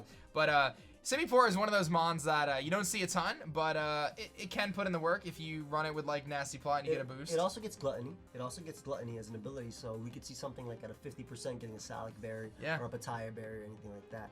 Now, Scrafty. Again, I just continue to love Luke's team. Intimidate, Moxie, Shed Skin, a dark type, a dark type, which is I think a big one as well. He obviously has a good answer to dark types in Primarina, but this gives him a true dark resist, dual dark resist, and just knockoff is just so good for him. This makes him really scary as well because I think Primarina is one of the better fairies for dealing with Scrafty, because unless it's like Dragon Dance Poison Jab or Acid Downpour or anything like that, it can really be a problem. And versus fatter teams, this is a Pokemon that could probably just set up a bulk up turn 1 and win. Yeah, and one thing, I've used Scrafty pretty extensively recently, and it became one of my favorite Pokemon to bring because I found myself using the Assault Vest set with Intimidate a lot because you can just generally cover almost everything. Like I remember I had to prep for Kyurem Black, and I had nothing on my team that could switch into it, and Scrafty actually just tanked from Kyurem Black, which is insane because there's not many Pokemon that can do that. The New Orleans Pelippers, John gonna grab Salazzle here, another really strong Pokemon in tier 3. Salazzle has that corrosion ability, which doesn't use a ton, but its real benefit is its ability to hit incredibly hard acid downpours with those with that poison type attack. And also, I love the fact that it gets things like Encore. And it can toxic everything. That's the big thing. It can toxic absolutely everything. And honestly, that's really nice. I can see some sub-disable sets or sub-protect sets going on. It's that grounded poison. I already know how I feel about that. Absolutely love that. I've used Salazzle in a draft, and I don't think I've ever been disappointed from it. I've used just Life Orb. I use like Life Orb, Flamethrower plus Overheat on the same set. That way, Flamethrower, something comes in, I nuke it the next turn with Overheat after. It's very difficult to switch into. Ooh, look at you Volcarona. grabbing Volcarona. Okay. So I budgeted so I can actually pick up 2 or 3 tier 2s if I wanted. Volcarona came to mind. I was looking at this or Star Raptor. I wanted Volcarona because it basically gives me something that can Z. And that's actually threatening immediately with a Z move, right? If you look at the rest of my team, nothing's really threatening immediately with a Z move, right? Mega Gallade is good in itself, but it can't run a Z move. And the rest of them, not really. Volcarona, Quiver Dance is kind of broken. you guys are gonna have to think about how you want to deal with that. And Volcarona has some good options as well. Swarm is pretty cool with like a sub Bug Buzz set. Obviously, Flame Body's really Flame nice Body too. is awesome as well. I absolutely love Volcarona. I was, like I said, debating between this and Staraptor. I want Staraptor just because I wanted to just click Banded BEWEARS and Banded Double Edge. Like we talked about Porygon. I think Staraptor is like the physical variant of Porygon when it comes to Reckless. But Volcarona, huge fan. Giving me a base 100 Mon too, which is really nice. Another nice Mon, by the way. I love its Fiery Dance too. Yes, Something Fiery that's Dance is very a special cool attack, because yeah. you get a Quiver Dance, then you start Fire Dancing, and things can really steamroll quickly. But Pittsburgh Pirates is grabbing a Tier 4 Ghost type in Mismagius, another Pokemon that has a handful of immunities to normal and fighting and ground because of its Levitate. The one thing that Mismagius does really well, though, is Nasty Plot, and it's got great And coverage Z's, options. yeah, that's the big thing. You have electric attacks, you have Power Gem for rock type attacks, right? You have Dazzling Gleam as well for fairy type attacks. Mismagius is a big threat. I've seen Gator use it recently, and I think it's also a Mon that you can also toss on a Specs on at points. And unless your opponent has a Pursuit Trapper, Shadow Ball is usually free. So Ghost Stab is good stab, right? It's very Destiny good. Bond is good, has trick options. I'm a huge fan of Tup's team, honestly. Tup's team is one of my favorite in the league, just based on like it's stuff I'd use, right? Personally, it's just backups, it's switching. This is one of my favorite Pokemon ever in draft, and I really had to like. No, I was not Sty, okay? I gave this to Aaron. No, I'm patting your back because I lost to you with this. I lost a You know how UCL good- championship. We talked about this yesterday. I lost the championship to Joey because my man brought a Selgor and just hazard stacked me all day, and I had nothing for Yeah, he it, didn't man. bring Crobat in the first one where he froze me, so I was like, all right, he's not bringing it again. Huge fan of this, especially with our Baton Pass rule. It's a great open Z-Mon. T-Spikes and Spikes. I was actually going to pick this up, but I wanted something that's immediately threatening like Volcarona. I knew that I was giving up a Selgor when I got Volcarona because I knew that this thing was going to go, and I couldn't get it if I got Volcarona because I know I have a few other options I got to get. But absolutely love that Pokemon. That's Esu Ninja right there. That's my boy. He is absolute favorite Spiker. Favorite Spiker. It's very hands good. down. Yeah, it's very good. That and Roserade are my two favorite Spikers in draft. And Selgor, I think, beats it just because of the speed tier. Final Gambit as well. Final Gambit's really cool. Very cool option there. So here's our recap for round 7, guys. Some very good picks. Again, I can't harp on enough. There's still some very powerful Pokemon being drafted. We see Joey grabbing Volcarona in round 7. Other things that really stand out to me, I think Duncan really made a great pick in grabbing Stoutland. I Yes, think he needed it if this he round. didn't grab that, then it was Tup going to was be getting it. Tup was getting it for sure. Because Yes. he has T-Tar. Yeah, somebody was going to grab it. And then I got to say, Elliot's team with the Aurora Veil plus Porygon Z, that is scary, man. Because I've always felt like Porygon Z is a Mon that oftentimes doesn't even get drafted. But it can put in so much work Yeah. because of just how powerful those adaptability I hits feel are. like Elliot kind of took a page out of your book in terms of how you draft. Because the way you did, or the way you've been doing recently with like Alolan Ninetales, it's just Alolan Ninetales plus offense, just hitting your opponent, right? That's a big thing. Now, then you take someone like Tup, for instance. Tup is like, okay, I have these Pokemon that are good offensively, but I have some nice pivots. But Elliot is going all in with the flat-out offense, and that's not bad at all because it's not offense whereas, okay, my opponent has Dragonite's Gyarados, I'll Revenge Kill it with my Ditto or something that copies it with Imposter, or maybe like something else like that. It's Pokemon that hit hard from the get-go. That's it, immediately, right? They just let it rip. That's the way they do it. So Yeah, I absolutely love Elliot's team. And in Draft League, especially when you look at something like that, where you maybe have to throw a Pokemon at that Porygon Z to just take hits Yeah. and then get a safe switch in, you could immediately Bro, lose your you're- check to you're something playing, else. If you're playing the So, sack game, like the sack game, right, where it's something comes in and you have to sack something, Every or something time, comes yeah. in, yeah, you're You're up not gonna 6-5. win. Yeah, You're not you're gonna down win. 6-5, turn 2, turn 3. Chances are he's playing the sack game too because he already knows that's what his team is. So that's a big thing. Yeah. One thing to note though, I do have Defog on my team in Comfy. That's just something to note. I just want to let y'all know. Yes, Sergio, in the chat. We see you, Sergio. Get your knowledge up. No, But I'm you're just not messing wrong, with you. You're not I'm wrong. just messing with you. I'm also going to call out the Minnesota Vikavolt grabbing Gastrodon. Very good pick there, aDrive. Wow, I really like what excellent you did there. Yeah, that's our round 7 recap. We're going to just roll right into round 8. We got the back-to-back picks for the Melbourne. Rotom Cybertron going right into Alolan Marowak. Right dude. back to VGC we go. That's Oh, big man. Aaron there. He drafts Pokemon he's familiar with, and this is definitely one of those. If we're talking about Pokemon that are incredibly hard to switch into, Alolan Marowak is easily Dude, that top Thick Club, 5 man, on it's that list. powerful. It's Yes, very powerful. Yes, I think a big thing about Alolan Marowak is it doesn't look like a bulky Pokemon, but it has that, and I always talk about this, it has that nasty habit of living every single hit on like 2 HP and just dealing damage back. Rockhead, right, which is a big one, so no recoil flare From blitzes. flare blitzes, but yeah. it can have Lightning Rod as well, being an electric immunity, and I love that he has Pokemon with those immunities type things. You already have Miltank with a Sap Sipper, and now you have a Lightning Rod.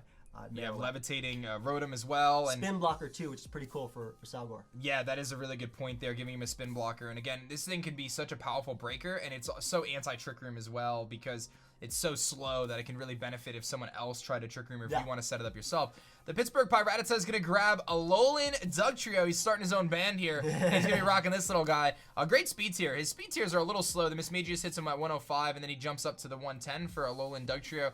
This thing can actually be kind of a threat, but it really needs that Z-Power output. The big thing, though, is it does have Sandforce. So he does have that. Oh, that's a very good point. So I think that's one of the main reasons you want to, giving it another electric immunity, which is really cool. But like I said, and Tup can say something in the chat if this is actually the case, but I do feel like he was sniped on that Stoutland pick. He did pick up his tier 1 Tyranitar, and that immediately probably notified Duncan, okay, Stoutland is coming. So this is probably something else. I'm actually a big fan of this thing. I actually like Tangled Hair as well as an ability, but I think Ground and Steel Stab is fantastic together. Has cool things like Reversal, Memento. This is my hazard control. This is my hazard control. I'm a big fan of this Pokemon in general. I think that in OpenZ it has a lot that it can do with. Its speed tier is just above those of bulkier Pokemon like Nidoqueen and things like that. X-Scissor, Liquidation, it gives me a nice rain answer as well, but the big one was obviously Rapid Spin support for my Volcarona. Like I said, when I committed to Volcarona, I knew I wasn't getting a Selgor, I knew I wasn't even probably getting Spikes this time around because I can't afford to do that. So I kind of like Kabutops, and big one is, I don't even know if I'm gonna be spinning, to be honest. I've always, you know how I play, bro. I don't care if you set up hazards versus me, as long as I beat you at the end of the day, bro. That's it. They can be 6 layers up, man. That's it. But so yeah, Kabutops, really cool pick though, man. We'll see, and you can actually run some fun stuff with it too. Like you could take advantage of that Swift Swim if you want to get real creative. Exactly. Things like Bronzong and Toxapex can often have a move slot to allow that to happen. Tier 4, right? This is tier 4 Licky Licky? This is tier 4 Licky Licky, yes. Which is Licky Licky can sometimes be in tier 5, but I think even in tier 4, this thing is a very difficult Pokemon to take down. I honestly think Licky Licky deserves to be is a steal. It's so bulky, dude. It's so bulky. Wish support, Heal Bell support, Curse. I remember when I switched up my draft, I started winning games because of Licky Licky. Straight up, Licky Licky is a fantastic Pokemon. Very fat. Has some cool abilities too. Stops the weather. It stops the weather, and I love the Wish, and I love the Body Slam. Yes. A lot of Pokemon can't really benefit from Body Slam because it's a relatively weak normal type attack, and most Pokemon don't get stabbed. But on a Pokemon like Licky Licky, if you can just snag that 30% para, that could change the course of a battle, especially when this thing is so difficult to take down. And I could say from experience in prep, it's just something that you have to say, okay, like I have to make sure I can whittle this thing down because they could just Toxic Stall me out. So the Bristol City Blazekins continue to strengthen this awesome draft with a Tentacruel. A lot of people don't realize this thing has base 100 speed, but its real appeal is its ability to Rapid Spin. That's really the main appeal to Tentacruel, but it's got an okay special attack, a pretty good special defense, and I believe it can Toxic Spikes as well, right? So the big one is that it also has, like Grounded Poison. That's the big one, but Acid Spray is really cool. Great coverage, as you were mentioning, that 100 base speed tier, and I do think that I like Luke's team a lot. I think it's super balanced in terms of like what I like as hard hitters, good defensive pivots. I think it's going to be a pain. And I like the fact that he picked up another bulky water next to Primarina, because Primarina, you don't always want to use it as a bulky water unless your opponent's using something like Darmanitan, which of course you can use like a Rest Talk Primarina to help check. But I love that. This is a Pokemon, again, special and physical, works every single time. Both are threatening in their own regard. Gut Swallow, obviously, with Lasada and Brave Bird, and U-Turn for Momentum. Boom Burst Specs with Scrappy is really nice, so no Ghost type as an answer. Big fan of Swallow as a Pokemon itself. It's super duper difficult to switch into, and in preparation, when you're looking at Swallow, you have to say, okay, do I think he's going to bring that special Boom Burst set? And its speed stat is so fast, you almost have to bring Scarfers to revenge it, because if it brings the special set, you can't really switch into that. If it brings the physical set, you might not be able to switch into that, and that versatility is really good. So Swallow, I expect, especially in a draft this big, I feel like it's going to put in a lot of work, man. I do think it's a very good Pokemon. Dude, and it's so fast. Yeah, it's so fast. You're going to have to run Scarfers, and with that Thundurus being able to Prankster Thunder Wave things as well, that can be very difficult for teams to deal with, because that Choice Scarf may get nullified. We're going to see one of the few Steel types left. We're going to see Doublade go for the Pittsburgh Pichus. Pokemon I know pretty well, but it's got Eviolite, which is really going to add a lot of bulk. It's got an incredible physically defense stat. Its special defense isn't great, but with the Eviolite and some good investment, it can do a lot of work there. And it does get priority and with Shadow Sneak, so it can do some work with that. Don't be dropping that and then just seriously actually continuing with your conversation. Give me time to laugh about that. Okay, I lost to a Swords Dance Doublade because I didn't think of the fact that it gets Swords Dance. What do you want from me, man? I was a noob. It's all right, bro. I understand. 2 swords crossed like that don't look like swords at all. You're right. But I do like this for Nexus a bit. Honestly, he's the type of team, I love it, right? You got like nice pivots in Tangrove, Perk takes hits, Zathos has Roost, and Doublade just gives him some nice priority alongside that. Is that a Mantine? That is a Mantine. I love Mantine in Tier 4, dude. Are we gonna see some Swift Swim Rain Dance coming up from Elliot going around? Or Nah, I love It's like the special Skarmory, man. Yeah. Kind of, right? Like, it's got that massive weakness, Electric, but honestly, this thing is so defensive, and HP Electric does nothing to this thing. It doesn't even matter. It doesn't even matter. And it's a defogger. I love that. That's a big thing, by the way. You can't defog your own Veil. Yes, that is true. And I love the fact that it gets Roost. Yes. It can recover itself up. It can remove those hazards. They buffed its stats as well. Yeah, Like this generation. it's They made it very bulkier, bulky. so- Yeah, it's very bulky. That special defense is 140 base special defense, man. That's absurd. And like I said, HP Electric doesn't even tickle it. Like, he doesn't even care. Yeah. We'll see if he's going to draft Remory to pair with it for extra power. But this team's looking very threatening. He grabs that really defensive Pokemon to kind of pair. It definitely kind of like just completely shifted from every other thing he's picked before. Yeah, very now, different. we see Staraptor. And again, I talked about Porygon. I compared it to Staraptor in the sense that Staraptor is incredibly tough to switch into. Brave Birds, double edges, close combat for coverage, U-turn for momentum. Big thing as well, it's really bulky with Intimidate and reliable recovery and root. So it can actually be a defog support for his team, giving him another defogger. He already has Mega Altaria right there. So I actually really do like the Staraptor pick for him, and I love its base 100 speed tier as well. He has Jolteon and Weavile up there, and after that he kind of like drops off a little bit, and so it goes down to Staraptor, and then he goes like a mid speed tier as well. So he has a few things going on with him, and I'm just a big fan of the Staraptor pick in general. Normal coverage is really good when paired with something that can deal with rock types and steel types. The Fortress actually ends up being his this next pick. Now, it does give him a secondary rocker, spikes, T-spikes as well, rapid spin support, voltage for momentum. Fortress can even run hidden powers of choice, hidden power ice to check Zygarde 10%, for instance, or Zygarde 50%. That's a big thing we actually saw back in Black and White. They were used to check Landorus and Gliscor. Explosion, obviously, Cuss That Berry being released is pretty cool, and it has a good attack stat as well, and Gyro Ball is something we'll see too. Yeah, definitely a lot of options to run with Fortress, and he's got a couple different things that, with Flygon being weak to ice, and then Fortress being weak to fire, he can kind of work around that and kind of force some different hidden powers. But a lot of times, Fortress doesn't even care. Yeah. You mentioned it's sturdy in the Custap, and just being able, and just being able to spin and set up hazards. It gets rocks, spikes, and T-spikes, and that's just really, really cool. And it's such a very physically bulky mon. Like I recently grabbed it in my sub league, and it's been really fun to use. We're going to see Kingdra go here for the Don fans. My man's got the dual weather. It's pretty wild, but he's going to grab the... so cool.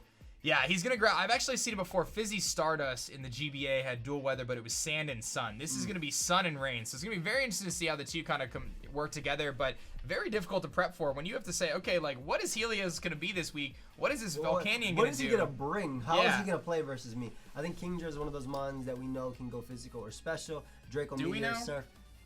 Do we know that I can go physical too? Listen, did we know that? Well, I knew that it can go physical and special. It also doesn't need rain. I think that's important to know. Versus, let's take your team for example, right? Your team has Florius, your team has Skarmory, your team has Shaman. Shaman cannot knock out this thing in one hit. If I have Kingdra in versus Skarmory, I can go for a Focus Energy and then start critting my Hydro Pump, start critting my Draco Meteor, and things like that.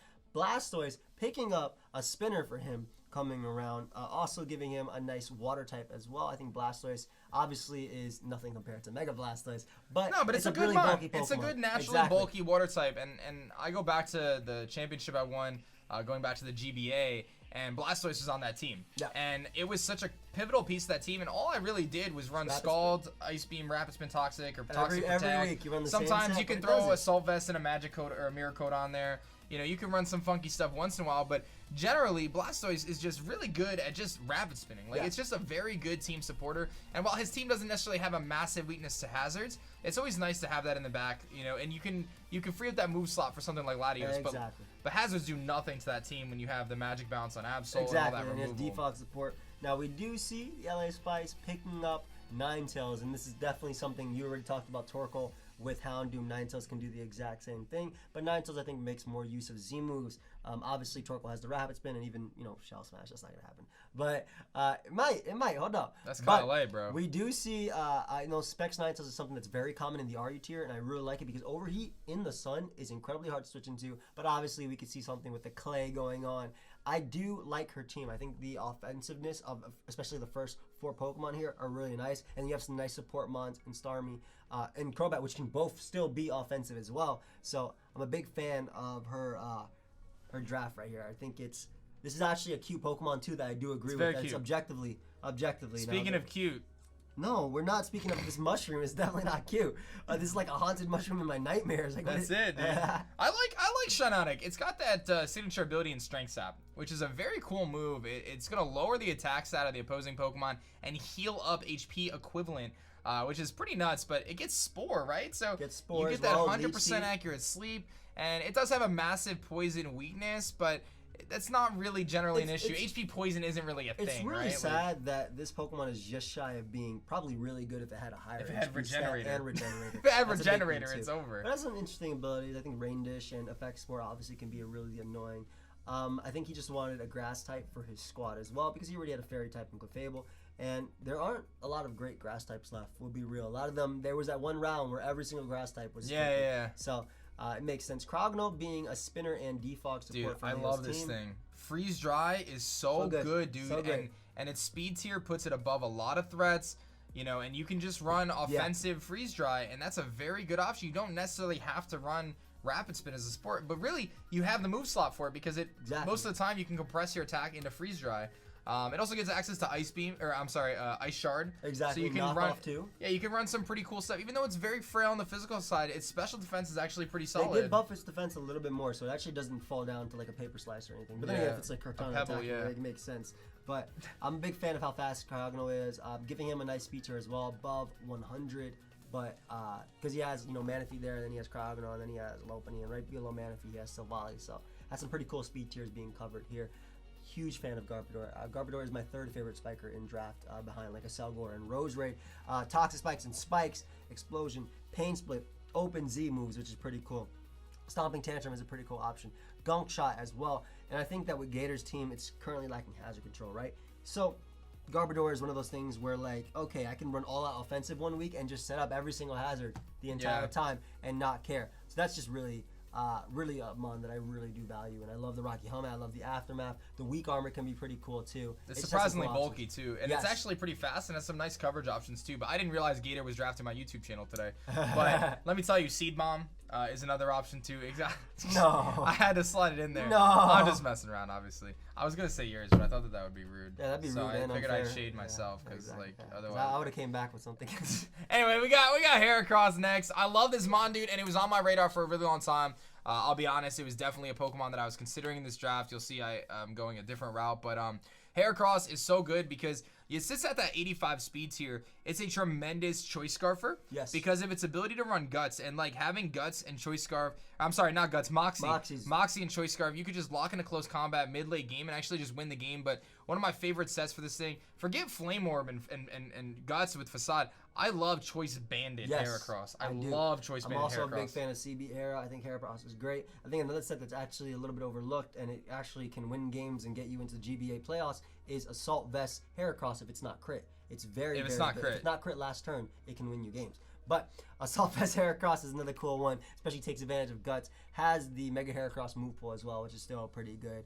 And I think it's an absolutely amazing Pokemon. Swords Dance as well. Love Weezing. I love Tank Weezing. Dude, That so boy, good, man. So T-Spikes. good. He got T-Spikes on the team, and that's what I'm. And he's a got huge the fan one of. mold break ground type that really wrecks Weezing. He's already got it on his team. But you mentioned T-Spikes, but I love Will-O-Wisp on it. I love Pain Split on it. And we talked about it a lot. Memento, one of my favorite moves to use because it just opens the door for something else.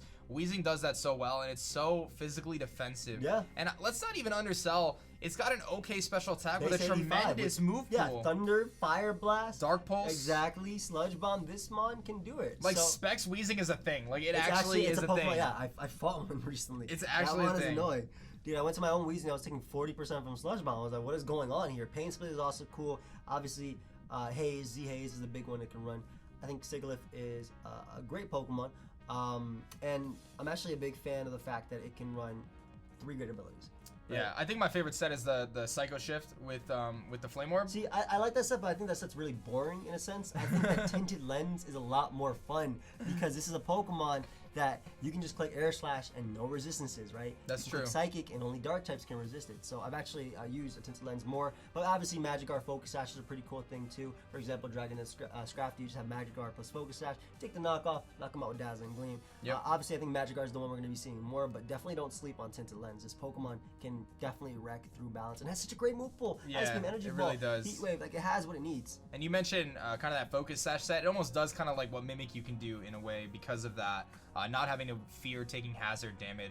We're going to see Lurantis go here in Tier 5, one of the few grass types left. I love this pick because I think that Lurantis actually can be a very viable Pokemon in Draft League. Its slow speed stat does leave a little bit to be desired, but the fact that it can use that contrary ability to boost its special attack through Leaf Storm, but also its physical attack and defense through Super Power, gives it multiple options. And let's not forget, it gets Defog too. It's Defog as well, and you already covered everything I wanted to say. This is a pretty good... Why is it not a bug type? It does have Leech Life as well, which is pretty good. But in this case, I think that Grass is a lot better for it, just for defensively for Duncan's team. I know that there are some variants that can even beat like set of supers like Gyarados, for instance, if you're running like Super Power alongside or Leaf Storm alongside it, Synthesis giving some nice reliable recovery and hidden power of choice. Definitely a scary Pokemon. Biggest thing that's about it is it's just slow. That's the big thing, right? But he does have webs. It's not going to really make it that much faster, but he does have webs. I like this pick. I like this pick. I like Magic Bounce a lot. I think for speed tiers, this is a really nice pick. Yes. It kind of jumps up from the Mienshao, gets him to 110, which is really good. You mentioned its ability, Magic Bounce, but I think a lot of people forget this thing is 130 special attack, Yes, dude. it Like, does. there's so many And good... Zap Cannon. Yeah, and Zap. There's so many good Psychic types in Draft League and in general. There's just a lot of good Psychic types. So Espeon often will kind of fall by the wayside to some of those, but that special attack stat is insane, and it's got good enough coverage to make it work. Calm Mind, Specs, Life Orb, those are really viable sets, and you can run things like Psyshock, Shadow Ball. You can even run, I forgot what I was going to say, Dazzling Gleam. So there's quite a few options, and we talk about the baton passing option as well. Yes. In a situation where this thing forces some switch-ins because of its offensive kind of prowess, you could potentially get a Calm Mind off and then pass that over to something like a Finny, and we'll see some work there. Really nice going on. I'm gonna grab Lycanroc Dusk, which I think you're is a huge fan of this Pokemon. I think this mon is so good, dude, and so underrated in the draft. Tier 3 Lycanroc Dusk. I wanted the second rocker, and I wanted something a little fast too. I decided to go with you know, a more fast team, and to me personally, I just feel like Lycanroc is one of the most offensive Pokemon and greatest cleaners. It's a great rock type. It's an absolutely amazing. Cell Rock is really what sets it apart. Being able to hit priority with that Tough Claws boost. Tough Claws is the big thing for this It's Pokemon insane. too, man. You run Calcs and Fire Fang and Drill Run are picking up KOs. Like, these are weak moves. Why are they picking up KOs? Sucker Punch as well for priority too. So it's a really nice Pokemon. I don't think it has Swords Dance, but it doesn't really need it. And plus, it has a Citrus Z move too, if you want to use it. Very good It's Z not move. bad, right? No, it's not, and Exactly. that removes terrain. But one thing I also want to mention about this mon that I really like is the lead Sash kind of Endeavor set, or the Yes. counter set. Yes. Being able to run that set of rocks and then hit some things pretty hard. We're gonna see the Torterrapins grab Combuskin here in round 5, or Tier 5 rather. Another snake for the team to add speed. That's another snake. It's a very strange looking snake, but a snake nonetheless. And this is a Pokemon that can run speed boost and baton pass that speed boost. yes. Very interesting. It can Joey. even mini sweep as itself with Swords Dance options. Obviously, back in NU when this Pokemon was used back in the day, it would see sets with like Life Orb, Focus Blast, Fire Blast, and Hidden Power, Electric or whatever. Obviously, it missed most of its moves, but in this, I do love its ability to be able to actually pass you speed, and I think it's going to be great for threatening Pokemon like Zygarde already that don't even need to Dragon Dance up. They can just focus on coiling or even passing speed to a Choice Band or Life Orb Darmanitan. Now we do see my boy Drew pick up Houndoom. I love Houndoom as a Pokemon. I think it's a great Pursuit Trapper as well. It gives him secondary Pursuiter alongside Amapom. Definitely threatens those ghosts. It does have to worry about moves like, you know, Power Gem from Mismagius, but Priority and Sucker Punch is really cool. I love how hard it hits with moves like Overheat, Fire Blast, Flamethrower, as well as Dark Pulse. Dark Pulse is great stab, and we do know that it does have options like Nasty Plot and even Flame Charge to boost its speed. So Houndoom, it also looks really cool. That's the big thing about Houndoom as well. Houndoom looks absolutely great. And I am liking this pick with his team. I think it's just giving him a nice psychic immunity as well. He does have a great resist already in Empoleon. That Mega Aggron is not there, guys. Keep that in mind. Mega Aggron is not on his team. It is on his team, but it's not on his team. Yeah, he's gonna trade it. We're gonna trade Yeah, it we're at talking the end of the about it. draft. So the Tennessee Trubbish grabbing one of my personal favorites, Tyrantrum. I love this mod. We talked about Emboar kind of a similar way. This thing has the ability to set up, which is something that Emboar really doesn't do. It can Dragon Dance, but to me, the most appealing set for Tyrantrum is just Choice Band, Head Smash. You Yes. legitimately just throw a ban on this thing. You click Head Smash, This that is hard. Rock Head. When you actually hit, it's great. Yeah, when It's you fantastic. hit, I mean, I remember running Calyx, and he actually has Celesteela on his team, but I battled the team with Celesteela, and legitimately had a chance to one-shot a Celesteela Ridiculous. with a Choice Band and Head Smash, and that's crazy. Ridiculous. And again, we talk about, and I think Tyler maybe took a page out of my book after seeing my Tyrantrum plays, but you really just, you pivot into it, give it that free switch in, and it's just gonna wreck something, man. Like, you know, when you have a Beedrill, when you have a Greninja, when you have a Rotom, when you have a Gligar, all these Yep. Pokemon that can U-turn, and he has Emboar and Tyrantrum on the same team. Exactly. This is just a team that you just don't switch into, man. Mega Beedrill and all this stuff. I absolutely love it. Great abilities too. I do like the. This is an interesting Alolan pick. This is an Sandslash. interesting pick. I like it because he's finally starting to cover that ice weakness. After covering it already with Noivern and potentially, you know, covering with Jardigon, which got sniped, he now has the Alolan Sandslash. It can go for Rapid Spin support, Swords Dance. It doesn't have Ice Shard in this game. It does actually get Ice Shard in Pokemon Let's Go, which I think is a pretty cool buff for this Pokemon. Yeah. But it has a bunch of resistances, and you know, we might even see something fun like some Hail plus Aurora Veil, Self-Aurora Veil type Yeah. thing going on. Yeah, it does get Aurora Veil, and I've used Alolan Sandslash pretty extensively. In the right scenario, it can be really good as a Stealth Rocker and a Rapid Spinner. You know, you think of it with Slush Rush, but it can actually do the other stuff as well. So there are some opportunities there for Sandslash, so we'll definitely see kind of what the plan is there. I think we'll grab him on the next pick. Okay. So we're going to see the Sin City Scissors, a team that you've really enjoyed this Yes. draft so far. He's going to grab Golbat, actually, which, Patty, why are you not evolving your Golbat? Do you not love it enough? But Golbat's a really bulky Pokemon in the lower tiers, and because of that Eviolite allowing it to just sponge a ton of hits, recover health with Roost, it can U-turn out and pivot. But one thing I really love about it is its utilization of Super Fang. Super Fang and Poison Fang. I think Poison Fang is also one of my favorite ones because it does have that 50% chance to Toxic you, so you can't be taunted, which is pretty cool. It actually allows it to beat Pokemon like Xatu, for instance, that don't run Psychic. You just Poison Fang them and you start doing that. But I love, as you mentioned, the support that it does have with that Super Fang, and I think he has a lot of great support options on his team. Big fan of this pick too. I don't like Golbat as much of a defogger as some other Pokemon on his team, like for instance Landers. I think Landers is a better defogger, but I am a fan of that pick. I'm also a fan of this pick. Picked up his Grounded Poison finally. Dude, this for the end of is round the eight. pick I was actually going to make next if it didn't get taken, and there was a part of me that was like, man, I should have swapped my Lycanroc pick. Do you but I think was Lycanroc would have been picked? I don't know, honestly, but I mean, I'm happy with what I got. But this is a mon that I really feel like in tier 4 was just Scary, insane. dude. Tinted Lens, Dude, it's Wonder so good, Stone. man. It's so good, and it gets T-Spikes as well. This mon is so scary. Like, it's a little frail, but with a Quiver Dance, you can make up for that special defense. And a lot of times, you could just run max HP on this thing. Yeah. Because you don't really even need the speed or the special attack a lot of times because its Tinted Lens is going to break through those resisted sure. hits, man. It's just so good. And I got to say, I think in terms of this round and late draft, this is probably the biggest the best, steal. yeah. One of the Easily, biggest steals easily. for sure. Just because of how good Venomoth is. It's The such a fact powerful that it can Pokemon. Sleep Powder and Quiver Dance up and sub Roost in front of you is so nice, man. Absolutely love this pick. Honestly, it's a great thing. And it's going to be really hard, especially with Z. Z is going to be the big thing. Savage Spin Out is really tough to switch into. But what was your favorite pick all around for the end of I think round eight? Venomoth, man. I really stand by the fact that I feel like Venomoth is just such a good mon. But I also want to call out Kingdraw for the Miami Dawn fans. Yeah. A little bit unconventional with the dual weather, but Kingdraw is so good by itself. With weather, without weather, it could benefit from both. So I really, really like that pick. I actually I'm gonna call out the Tyrantrum pick for the Trubbish I know you're a huge because Tyrantrum fan. when you pair that kind of pivoting with Pokemon that can just decimate teams, and you have to prep for both Emboar and Tyrantrum with really they kind of decimate different things, right? Like you think of Emboar being able to break those steel types with those fire and fighting moves, and you think of Tyrantrum being able to break everything but steel types, really, Yep. right? And ground types, which Emboar can really kind of run through. So a lot of options there for what he's got to break. What about you? I think Combuskin is really interesting, especially with how scary his team is, right? I could see something like Combuskin past the Pokemon like Emboar, for instance. Yeah, you're stacking on that double fire fighting, but you're passing speed to a busted Pokemon. Plus, he has Zygarde as well, so I'm a big fan of that support option. Licky Licky, I think, was a steal as well. I always think about Licky Licky as like in tier 5 and tier 4.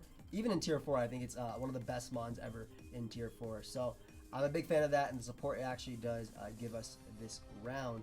Now, I do believe that Espeon is going to be a nice sleeper pick right here. The fact that it can calm mine and go for Z moves is going to be really cool.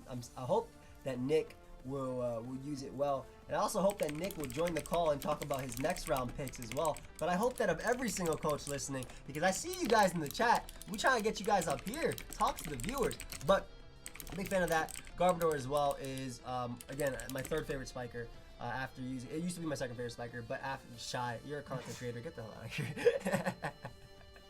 I'll cover my last one, he says. All right, well, before we jump into round 9, remember there's only 10 rounds, so we're actually kind of headed towards the end, guys. Be sure to check out the WBE, the YouTube channel, the Twitter. I think Nightbot decided to break on us, but you guys can go to the WBE website, draft-league.nl. Take a second right now, click that link, and put it in your bookmark bar. Seriously, because this league is going to be going on for the next couple months, and you can check it anytime, guys. Like, in the past, people always say, where's the schedules? How do I see the kill deaths of the Pokemon? How do I see who's beating who? How do I see who's number 1 in the league or number 2 in the league?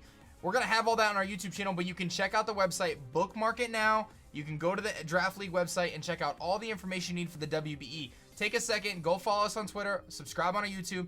This is all about trying to support the community, help everyone out, all the analysts, everyone working on everything behind the scenes. There's a lot of great stuff going down. Watching the draft back is really going to help. Even if, again, you don't have to listen to it, just put it in the background. It's going to help us. It's going to help us get that partnership as well and be able to actually pay our analysts, which is something we definitely want to do. K-Cray, I think it'd be fine if you talk about why a Pokemon is cute, because some of the options we're asking you why they're cute as well, and we'd like to know. But yeah, it's absolutely amazing. Check out the Twitter, subscribe to the YouTube, check it out. And like I said, play that boy in the background. This will be uploaded as well. I don't know if it's going to be tonight or tomorrow. Yeah, I'm going to try to get it up as soon as I can in terms of an upload there. So definitely some great stuff. And then we definitely have to shout out our sponsor, PokeaimNinjas, my homies, man, my business partner in the Pixelmon world. You guys can check out the Pixelmon servers. Both the Eterna, the Club, and the Diamond Region servers are free to play on. You guys are welcome to join. !Pixelmon in the chat. I think it's broken right now, the Nightbot, but you can also check it out in the description on the YouTube videos. It's going to be in the description of the draft video that's already up on the YouTube channel. So all the information's there, but it's an opportunity to go. You can battle different gyms. You can do the Elite Four in a couple of the servers. You can shiny hunt. You can do competitive. There's EV training. There's shinies, like I said. There's opportunities to get all sorts of rare things. You can get shadow Pokemon, all that good stuff. It's free to play, and this weekend there's a massive sale, 50% off in the store, !Store in the chat. And actually, while I mentioned that, there's one other thing I wanted to mention. Again, unfortunately, our Nightbot is not working right now, but we do have a t-shirt store as well. Let me see if I can snag that real quick for you guys, because I want you guys to check it out. You guys can support all your favorite creators by going to the t-shirt store. I think that link will work. It's a Twitter link, but I think it'll work. Let me try. Yeah, it does work. You can check out the t-shirt store. There's a bunch of awesome stuff going on right there in terms of the different shirts designs that we have available for you guys. And as we mentioned in the chat, but we do have interviews going up, I think as soon as this week, right? Yeah, starting Monday, we should have interviews from all the coaches. We're gonna have our power rankings. We're gonna have our all sorts of stuff. There's gonna be so many different things going on. Basically on the YouTube channel, there's gonna be so much great content from our team of analysts. And I gotta say, our analyst team is phenomenal, dude. Like, we have some of the best draft league players as analysts, which is crazy. Like, guys who are analysts legitimately are repeating playoffs and championships and stuff like that. So these guys know what they're talking about. So a lot of potential there in terms of you know, great content on the channel and stuff like that. And if there's any shirts missing too, I just want to mention we're working on getting them up. You know, tell those coaches, tweet at them that they forgot to send their shirt. Tell those coaches, because we've definitely been telling them. So let them know their shirt's missing. Happy birthday, Envy. Submit your shirt. Yeah, that's it. That's it. All right, let's jump into round 9. Let's not waste any more time. Let's jump into round 9. We're kicking things off with, I believe, Patterns in the Newcastle Nidoking grabbing Driplim. What do you think about Driplim in Tier 5, Joey? So, Baton Pass is really interesting with Driplim. Definitely underlooked. I remember one game in the NBL, I'm pretty sure Marcus and Wolf just stockpiled Baton Pass, baby. And just won. Obviously, Unburden's really cool. It has that other ability. Flare boost. Yeah, which is if it's such burned, a unique ability. it gets it's literally Guts for special attack. I wish that was more widely distributed, because that's actually a really cool ability. But it has that. I don't know how many times we'll actually end up seeing that. It does have the acrobatics as well with Unburden, and we might end up seeing some Destiny Bond stuff. But I definitely think the Baton Pass is going to be pretty cool. Unfortunately, it does not pass the speed, but even if it did, that means we wouldn't allow it to pass it. But it does. It is a Pokemon that is able to actually get its Unburden for its Berry and Baton Pass, just because that speed from Unburden is actually not passed. So that's really cool.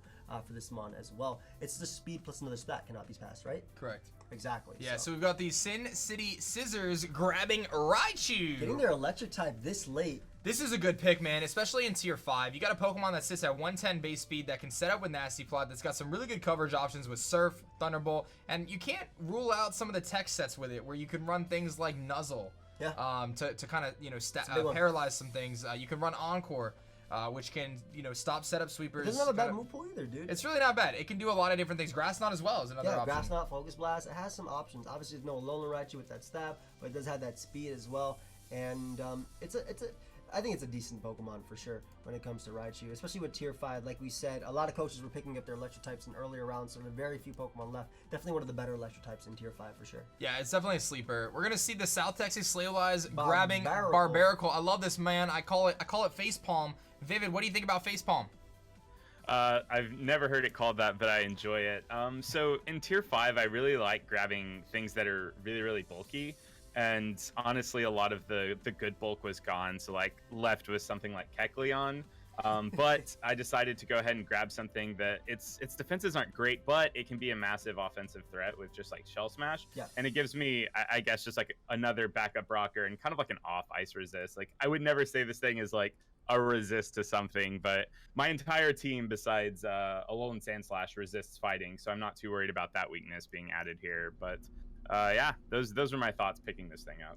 I like it with Sticky Web support as well and Tough Claws, so you can even run like some sort of offensive set that doesn't even Shell Smash. Yeah, like Scarf or just Life Orb or something like that. For sure. Yeah, that Tough Claws really can play in there. But we're gonna see a tier 3 Cofagrius. Oftentimes tier 4, tier 3 kind of borders the two. I believe this is tier 3. This mod is insanely good, man, and seeing it go at 228 is pretty nuts because it offers a lot of team support. Its Mummy ability can be really, really advantageous for it. And I love the fact that it gets Memento and Trick Room and Nasty Plot. Exactly, and the fact that Ghost types obviously have been buffed for a little while now, so you no longer have that Steel that resists Shadow Ball. So that's really cool. T-Spikes is the big one. Mummy is such an interesting ability that you can actually take advantage of. For example, in a situation where your opponent might have Swords Dance Gliscor and its best attack to hit Celesteela is Ice Fang or Facade, if Gliscor's been in for a certain amount of turns, and well, it has to be Ice Fang in this case, or Fire Fang. If Gliscor has been in for a certain amount of turns, you can actually switch out to Cofagrius right there, and the Mummy will happen, and then it will take the combination of all that poison. So that's pretty cool.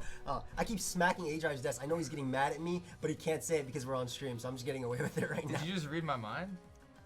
We got the Rotom. He was banging on the desk earlier. I'm like, Joey, stop! They're gonna hear that, man. I'm moving my legs. He's over here making all this noise. I'm trying to give Dan some space. This is I'm just gonna back up over here real quick. No, Joey, y'all can hear me over here. We got a Rotom fan. This thing is very good with Air Balloon.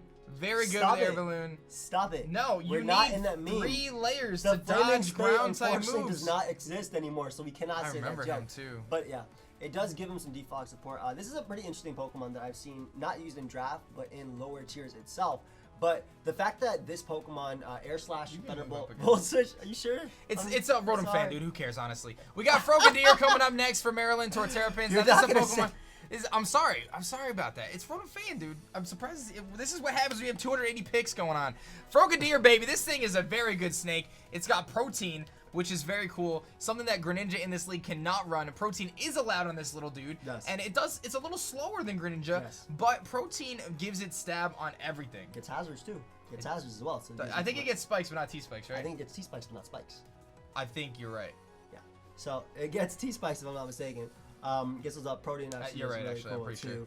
And that's really scary with something like Zygarde, something like Subseed Superior as well. Can be really, really crazy for this Pokemon. Yeah, all the snakes, man. I just can't believe that he managed to draft 9 snakes so It's far. insane. Will he grab a 10th snake? Arbok is his mega most likely. Ooh. I'm excited about this mon, dude. Like, I really am. I've wanted to grab a Lowland Persian for a long time. The thing looks goofy as heck, dude, but it's got Parting Shot, man. And when you pair Parting Shot with something like Kieran Black, I just feel like that is just so valuable.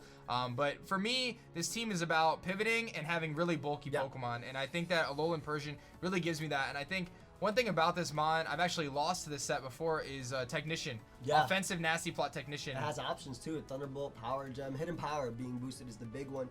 I think Z Parting Shot is going to be really cool for you. I think Z Memento is a little bit better because Z Memento actually ends the turn before it brings you back your mon, and then you can actually heal it. Yeah. Whereas Parting Shot, your mon has to come in and potentially get hit. Yeah, that's true. the thing, That's too. true. But it's a weakened hit, so Yeah. I guess Memento does the same thing. So a I'll lot of play it options for a call, there. it's really cool. I love the lead options on this thing. It's a great lead, just a generally good lead, and the fact that you can taunt, you can knock off, you can just parting shot, you could U-turn if you want to run the AV. A lot of options there. The Bouffalants are going to be grabbing Electros, a very good electric Pokemon with no weaknesses unless you run into Mold Breaker because of its levitate ability. It's got a good natural bulk, often seen with an Assault Vest, and some pretty good coverage options. Exactly, it's coil as well, and some nice physical options to do that. He is picking up his electric type. A lot of coaches, you guys can see, definitely picking up their lower tier electric types. Now, I like its levitate ability. I like its ability to have some great coverage, like you said, flamethrower, Giga Drain, Voltage from Momentum, Acid Spray is really Acid cool on Spray this is thing really cool too. as well. Yeah. And again, we talk about it yesterday a lot. Electric types with U-turn. This is one of the few low tier electric types that can run U-turn, which is Can't very wait cool. to see what Nick is gonna actually nickname this thing. I'm sure it's gonna be great. I'm sure it's gonna be family friendly. Very family Like friendly. the WBE Can't wait is. for you to Wi-Fi battle. We're trying to get sponsors, Nick. Azat. We can't just mess it. We got the Free State Torcats grabbing Xatu here. I love this thing's magic bounce, and I gotta say, I've seen this thing be really bulky, like many times, like with Rocky helmets and boost and things like that. You know. It can do dual screens. It can U-turn around too. It's a fantastic combine setup too. Versus, especially with a lot of teams that might have slower options or bulkier options to beat it down, passive options that can just take it on. So. This is a pretty cool Pokemon. I'm actually a big fan of Xatu. I love its speed tier as well. It's a lot faster than you might actually think. 317 speed at max level. We're playing level 50 if I'm not mistaken, right? Yeah, level 50. But it is 317 speed, so it's relatively fast. Giving him a decent speed tier. Like as far as right now, he has his fastest Pokemon, Zygarde 10. Then he has Bucephalon. After that, obviously Jirachi, and then you have like right in between, and then Stoutland, I guess, under Sand as well is pretty cool too. Yeah, I don't know if Joe wanted the chat here for this. I guess not, but he's going to grab Sneasel, which is a low tier. I believe we had it at tier 4. Sneasel's a really cool mon in the sense that it can actually run knockoff, priority Ice Shard. It's obviously got the Icicle Crash. And with a Life Orb, it can be really, really powerful despite the fact that it's pre-evolved. Exactly. And basically, I meant dual setup, by the way, with Combine, just comment itself. But Sneasel being a Violet is really cool. Choice Band is really nice. A Choice Scarf set.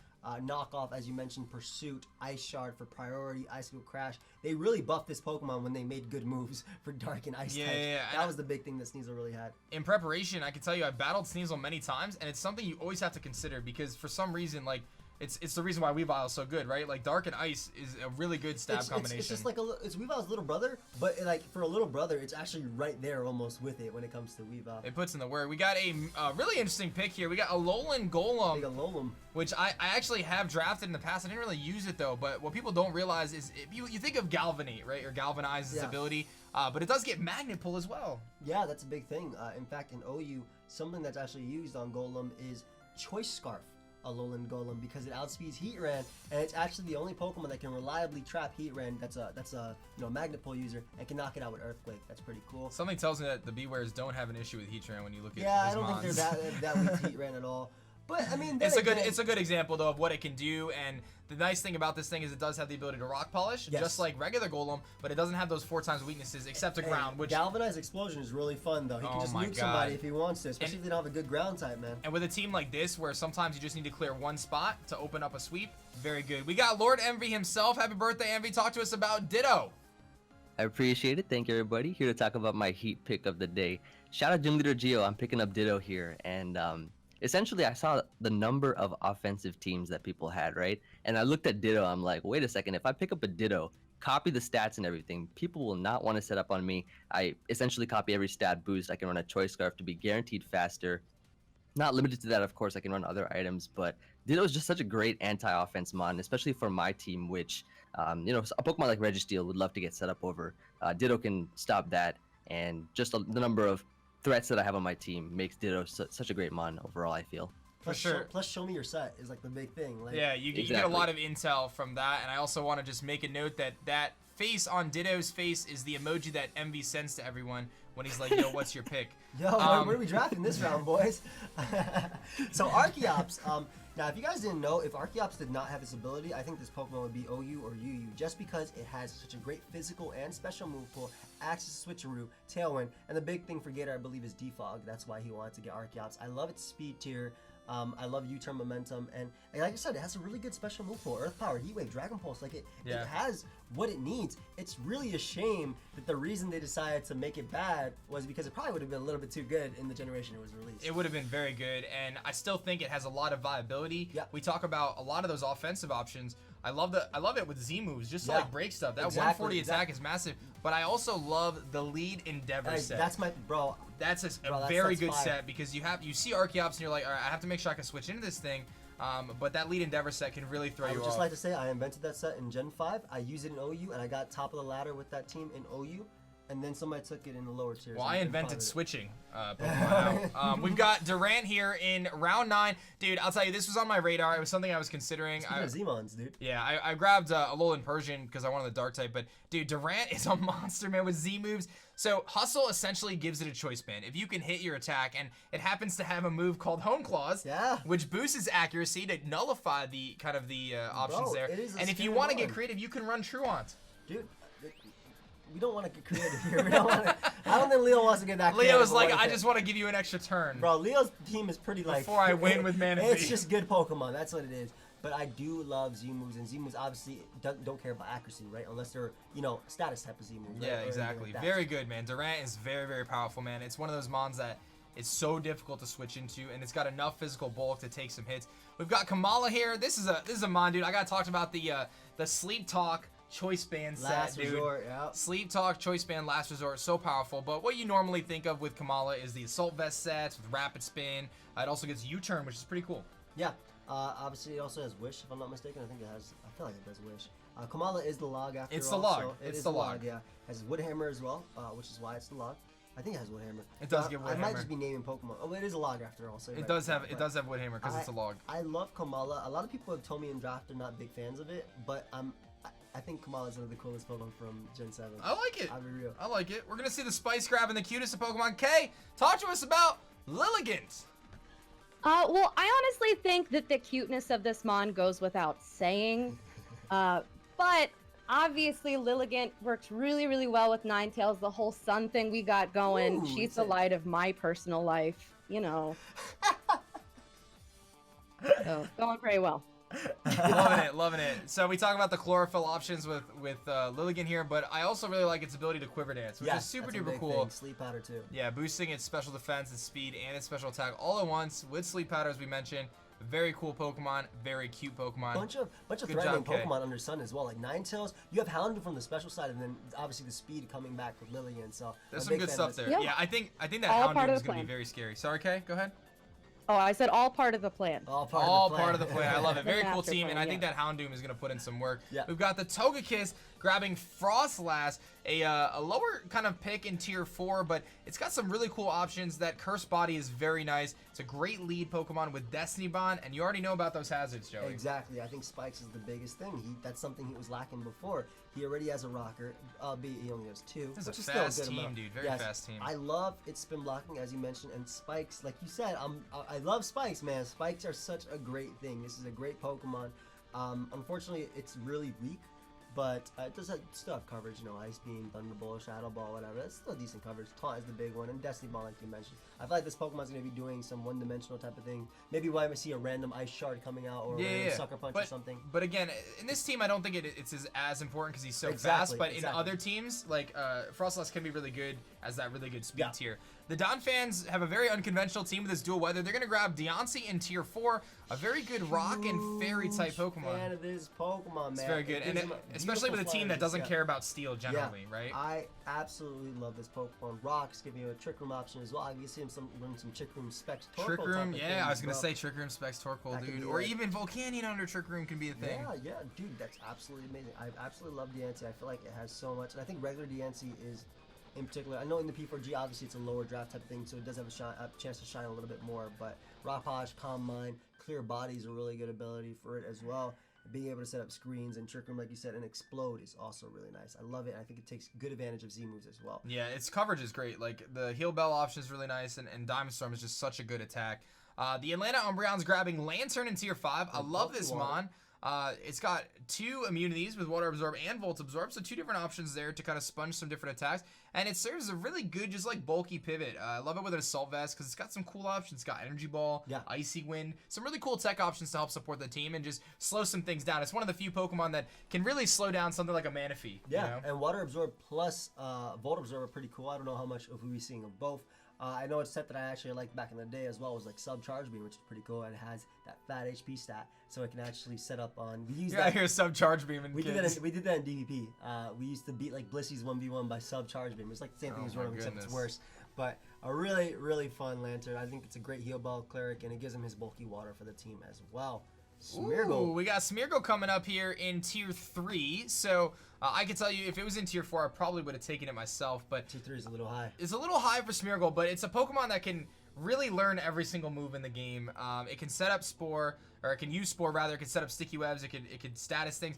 It takes a really creative individual, I think, to use Smeargle effectively. I mean, I've run into King Shield V-Create Smeargles before and got blown back, so anything's possible, but it's a Pokemon that can be really flexible. When you have Pokemon like Weavile, Mega Altaria, and Metagross, and Blaziken, I think he could just set up webs and just and put something to explode sleep. Or anything, and exactly, Spore, and just not care. So I definitely think this is going to be more of his hazard setter than anything really outside of the box.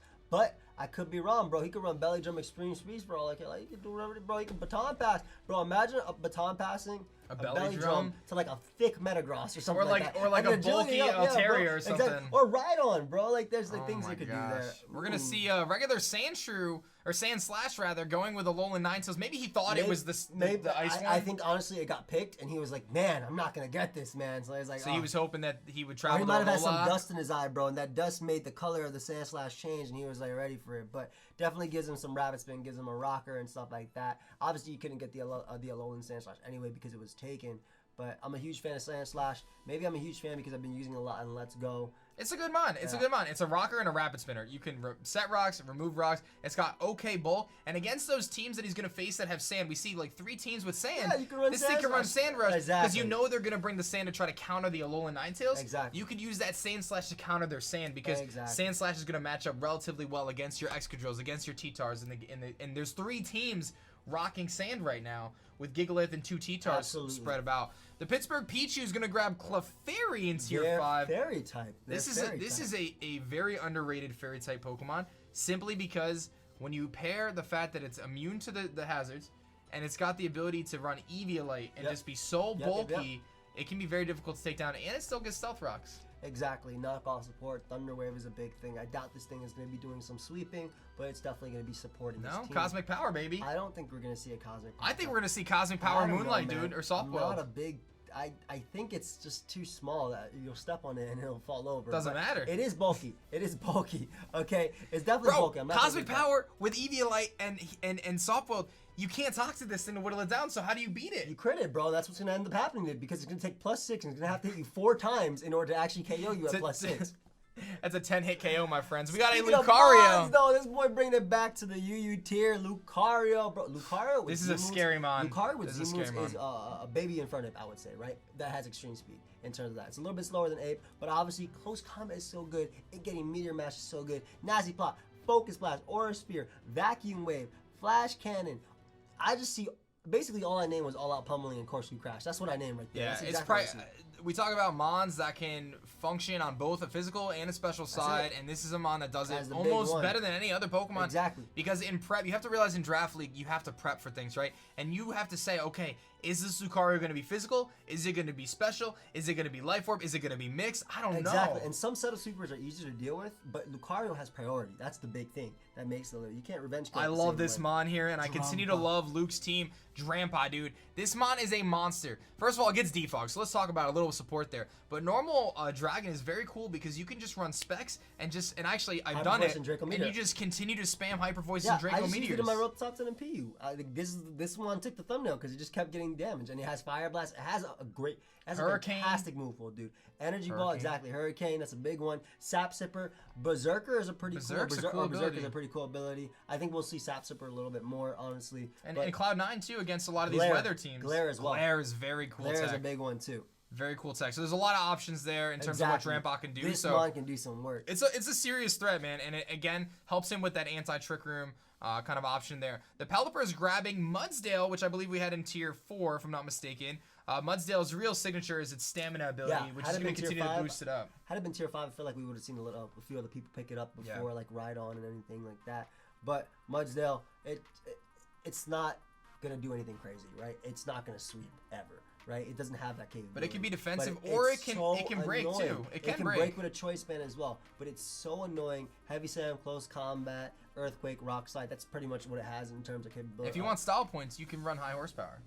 That's true. You will get. Okay, hold up. We will give you 10 free style points for that. If you protect and then you get hit with a high horsepower, that's double damage. It's annoying to deal with because if you're trying to beat it with physical attackers, you hit it once and it's like at +3 already, right? You know what I'm saying? Yeah, it's very, very difficult to take down. Wow, this is a mon that blows me away. That it always gets drafted so late. Woo. Breloom is so good, Joey. I needed a grass type, and all of them were taken. So when I committed to Volcarona, I already knew I was getting Breloom with it. I actually looked at everybody's draft. Nobody else could get it but me, and everybody that could get it would not get it because they already have like either fighters or that. So I wanted a grass type. Want the priority from Mach Punch. I think it also takes advantage of T-spikes that I do have, and you know, great abilities, dude. It's very versatile. Exactly. You can run like a Subseed set. You can run like Technician with things like Bullet Seed and Mach Punch. Scarf, you can run sets, Swords like Dance. Rock Tomb is a great move on this Pokemon. Being able to slow things down and get that Technician boost. And you have Spore, which can open up free setup opportunities. Exactly. Very good mon that for every draft, dude, this thing goes at the end or undrafted. It's crazy. Yeah. And it's such a good mon. Speaking of good mons that usually kind of get overlooked, I love Masharna, dude. I really do. I really do. Baton Pass too. Dude, this mon is so annoying to take down. It's so bulky, and that's the big thing. It's slow as well, which is great for Baton Pass passers, right? It's amazing for passers because passing Calm Minds is something like Rose Raid or even Rotom or anything like that. Bro, even Gliscor, so it can take on the Hydro Pumps coming through and get this Poison Heal and whatnot. I absolutely do love that type of I remember I ran this with Tababulu and I put Grassy Seed on it with Calm Mind and Stored Power. And I was able to just simply win a game because I came in, got my defense boost. I was running a ton of bulk, and then I just set up my special defense. That was it. And it's got synchronized, so if you want to Toxic it, you're going to get it right back. Yeah. So you can simply run Stored Power, you can run Heal Bell yourself, you can run Moonlight to heal yourself up. And again, you talk about slow Baton Pass. The ability to take a hit and then switch out and get something like Zardin for free is massive. Got the Guzzingtons, big Guzzlord. Hey, Guzzlord is our final pick for round 9. Pick number 252 is Guzzlord, the Dark Dragon type mon. The thing I like about this mon is it's really hard to tech fairy moves because there's no such thing as fairy hidden power, right? You either have to have Play Rough, Moonblast, or Dazzling Gleam in your arsenal. So I really do love this Pokemon in that regard. I think it hits hard. It's a lot harder. I think in draft it's going to do a lot better. Gives him a nice, powerful knockoff user, right? He has some good knockoff users, obviously. Marowak and Conkeldurr are going to hit hard anyway. Mamoswine too. Kartana too. As well. But this is Stab, though. And this gives him a nice dark answer as well. I love Guzzlord. I think Guzzlord is one of those Pokemon that will not go down in one hit for the most part. He can just tech a berry as well. For sure, for sure. Some really good Pokemon here. We told you guys there's still some great Pokemon left, and we weren't kidding, man. When you look at things like Lucario, you look at things like Breloom going in the last round, I think Durant was a tremendously powerful Pokemon getting taken at this point. I honestly think Archeops is a sleeper as well. I'm a big fan of Ditto. I've been using a lot in Ubers as well. I think it's the best in like that tier, in my opinion, but I think it's as great as what you bring. That's the big thing about it, and it definitely does.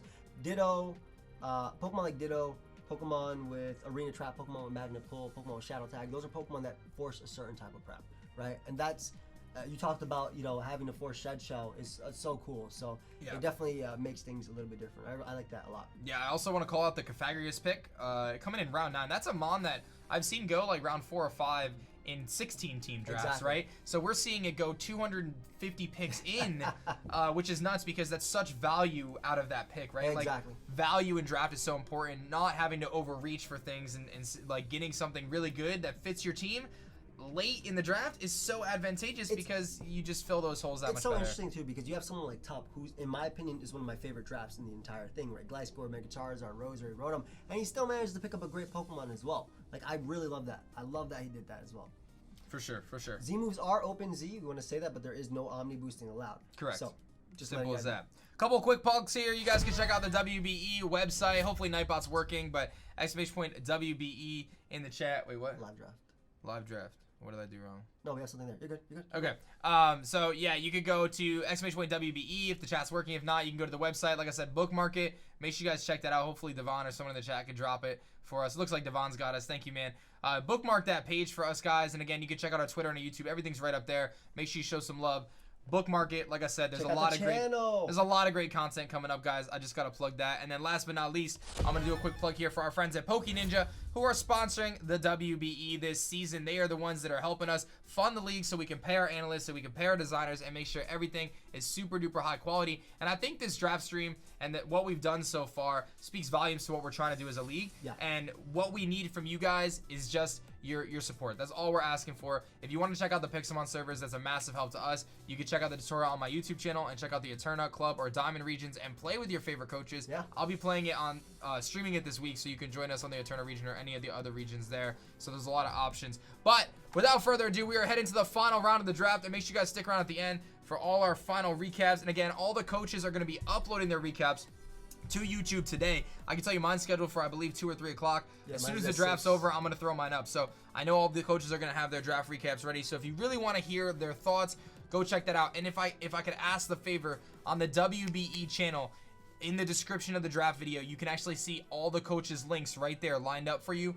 Go subscribe to all the coaches. Go subscribe to them. Show them the love. Show them the power of the WBE. That's what I really want to see. A lot of these guys are up-and-coming channels. They've been battling. They've been grinding. Some of these channels are established channels. They've been making content for Pokemon for years. Show the love to all of them. Show the love when you see them post a battle. Hit the like button, man. When you see an analyst post a video, hit the like button and leave a comment and tell them how much you like that video. Yeah. This is about the community. I can't stress that enough, right? Joey and I have been talking this weekend, and you know, we're not doing this for us, right? We're doing it because we love Pokemon, we love the community, and we want to see everyone succeed. We genuinely want that. So if you guys, any bit of support, liking the videos, sharing them, you know, telling people a good job, and that's one thing I want to mention too. We've seen in the past with Draft League, things can get kind of competitive, right? They can get competitive. They definitely can. They can get real competitive, Joey, especially you better not freeze. When you have something like this on the line, my friends. There is a WBE championship belt on the line. It's gonna get competitive, clean, bro. It's definitely gonna. It's gonna get heated. But we ask that you guys show respect and understand that we're all trying our best to give you guys some for sure. awesome, Dan is going above and beyond. He flew me out, rented part of Connecticut for me, so I could come in with the troops saluting me as I was going down. I was like, "Whoa, bro, hold up!" And I still had to pay to be in this league, so that's how much like Dan cared about it. We're having a good time. We're having a good time. So the WBE YouTube channel, you can grab through the link. Everything's there. There's all sorts of good stuff. But I do ask that we try to keep it civil. We try to keep it happy. Everyone's, you know, being encouraging. You know, give your thoughts though. The analysts are definitely looking forward to it. And I don't know how that link got. What even happened there? How did that even? That was the link to the shirts, I think. Check out the shirts. Obviously, the shirts just want to be sold. That's what we want. That's it. So yeah, that's that. Let's jump into round 10, the final round. We're kicking things off here at the tail end of the draft with Aaron Cybertron Zhang grabbing Lycanroc Dayform, which is very cool as a way to counter some of those sand teams. But this thing's really unique in the fact that it sits at 112 speed. It has a great speed tier, yeah. It has a great speed tier, but it gets Excel Rock, but it doesn't have that tough claws boost. Unfortunately, but as you mentioned, I think the Sand Rush is really cool for him. Not that he's that scared of Sand. Obviously, Mega Slowbro and Cortana are two Pokemon that probably take most hits from most Sand users. But I do like this, obviously giving him a secondary flying resist, and which is pretty big when you have Pokemon like Unkelder, a Selgor, and things like that. So I do like this pick, giving him that rock type, giving him a rocker as well. A lot of good rockers. Yeah, he's got exactly. the Marowak, the Lycanroc, the Miltank, so you he's don't have to not- put it on exactly. Mamo, That's right? a big thing. I think that's the big thing that he wanted to do too. He wanted to make his options, that way he doesn't have to put it on Mamo every week, but also doesn't have to bring the same Pokemon every week. This is another pick that I think is Sleeper, dude. fantastic. Dude, its abilities are amazing. Thick Fat, Guts, Sheer Force. Sheer Force, exactly. This mon, I've used it. It's thick, like its knees would imply, but like this boy, or his thighs would imply, whatever. But it is really thick on the HP side. It takes hits really well if you actually do invest in the HP and whatnot, or the defense anyway. I love this Pokemon. Hits so hard, has priority as well, has access to Belly Drum too, and that is cool. Obviously, Bullet Punch, Fake Out. Yeah, I just love what it does. It's so bulky. dude, Like it chips you. It chips you. That's the big thing, right? Yeah. It's hard switching to Guts boost with close combat, and it chips away at you with Bullet Punch and things like that. yeah, it's a very good mon, and it's a cool mon in the sense that you don't have to invest into its HP or its speed. You just put it in the defenses and its attack, and it's going to be able to take some hits and really deal some damage back. but you're gonna grab the only tier 1 left. With 28 teams, 280 picks, there's only one tier 1 mon left, and that is Shadow Tag Gothitelle. So basically by round 4, I already knew I was getting my tier 1 last, and I was fine with Como, Dragonite, Tyranitar, Gothitelle, basically whatever was in tier 1, I didn't mind at all. And now I really love what we talked about, the fact that a Pokemon with an ability like Shadow Tag will first force certain prep. Dude, I don't care if you run your Shed Shell, that's great. I have a million knockoff users, 1. 2, if you're not running Shed Shell, you better start taking these close comments from Gallade. Then if you're gonna run Shed Shell over Chapel Berry or over anything like that, bro. So I really do think it does open up my door for a few other options, and I think that it helps them check my defensive mons better. Or worse, rather, helps my defensive mons do better versus them. That's what I meant to say. It's very scary in preparation because you have to be super aware of the fact that any situation, like you talk about the rest of your mons being supported by Shadow Tag, but Gothitelle itself can actually just win a game by itself. Yeah, by just Calm Mind, it can Calm Mind too if it wants to. We do see Sock coming up from Pokemon. Now, I do like Sock's sturdy ability, obviously Mold Breaker as well. It's a good Pokemon as well. It's a good use of Z moves. I think Bulk Up plus sturdy is pretty cool too because you're guaranteed to have a Bulk Up, right? Basically because that you will live one hit. You will live one hit. So close comment. I think that's, no. Is that powder? I don't know. Wait, Nexus, is that powder? Real talk? Close Anyway, comment. go on. Knock off, Ice Punch, Earthquake with Mold Breaker is pretty cool for Pokemon like Weezing, for instance. It hits very hard. Has a pretty decent speed tier as well. Like he has, his speed tiers are kind of all over the place. You have like Yancy, but then you have like Sock under that with Salamence as well. Togi D, baby. I love Togi D, man. Yo, shout out to Luke for, that's Jared. Okay. That was his little brother we saw yesterday. Yeah. Anyway, we got Togi D here, Togi tomorrow. I'm a big fan of this little dude. I think that this guy is a cool little guy, man. He's got Iron Head. He's got Zing Zap. Great abilities. Some flinching. We talk about Iron Barbs, and we talk about Lightning Rod. Sturdy and Lightning Rod too. Like, yeah, so it's got that massive weakness, but I'm pretty sure it gets U-turn. Exactly. It has U-turn, has Nuzzle. Nuzzle's a big thing. Nuzzle's big which for is this pretty guy. Cool. Spiky Shield. There was actually a point where I was fighting a Cobalion, and in prep I was seriously thinking about using Sturdy, Reversal, All Out Pummeling, and as a way to deal with Cobalion.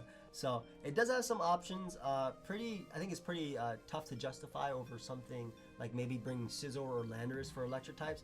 But I do like Toga tomorrow as a Pokemon. Cool mon. Cloyster, dude, nice We setup. we see some threats coming in late game here, and Cloyster's a mon that oftentimes gets overlooked. I see it go undrafted a lot of the times, but it can do a lot of things. Its typing is a little bit kind of wonky, but it can Shell Smash, and it can also set hazards and remove hazards. Yes. It gets Toxic Spikes.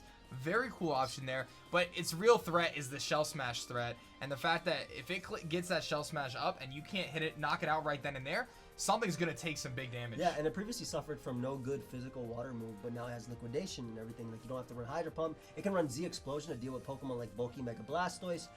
So at +2, it can do that and nuke them, then even nuke something else after. I love Cloyster. I think that he'll find some opportunities to set up as well.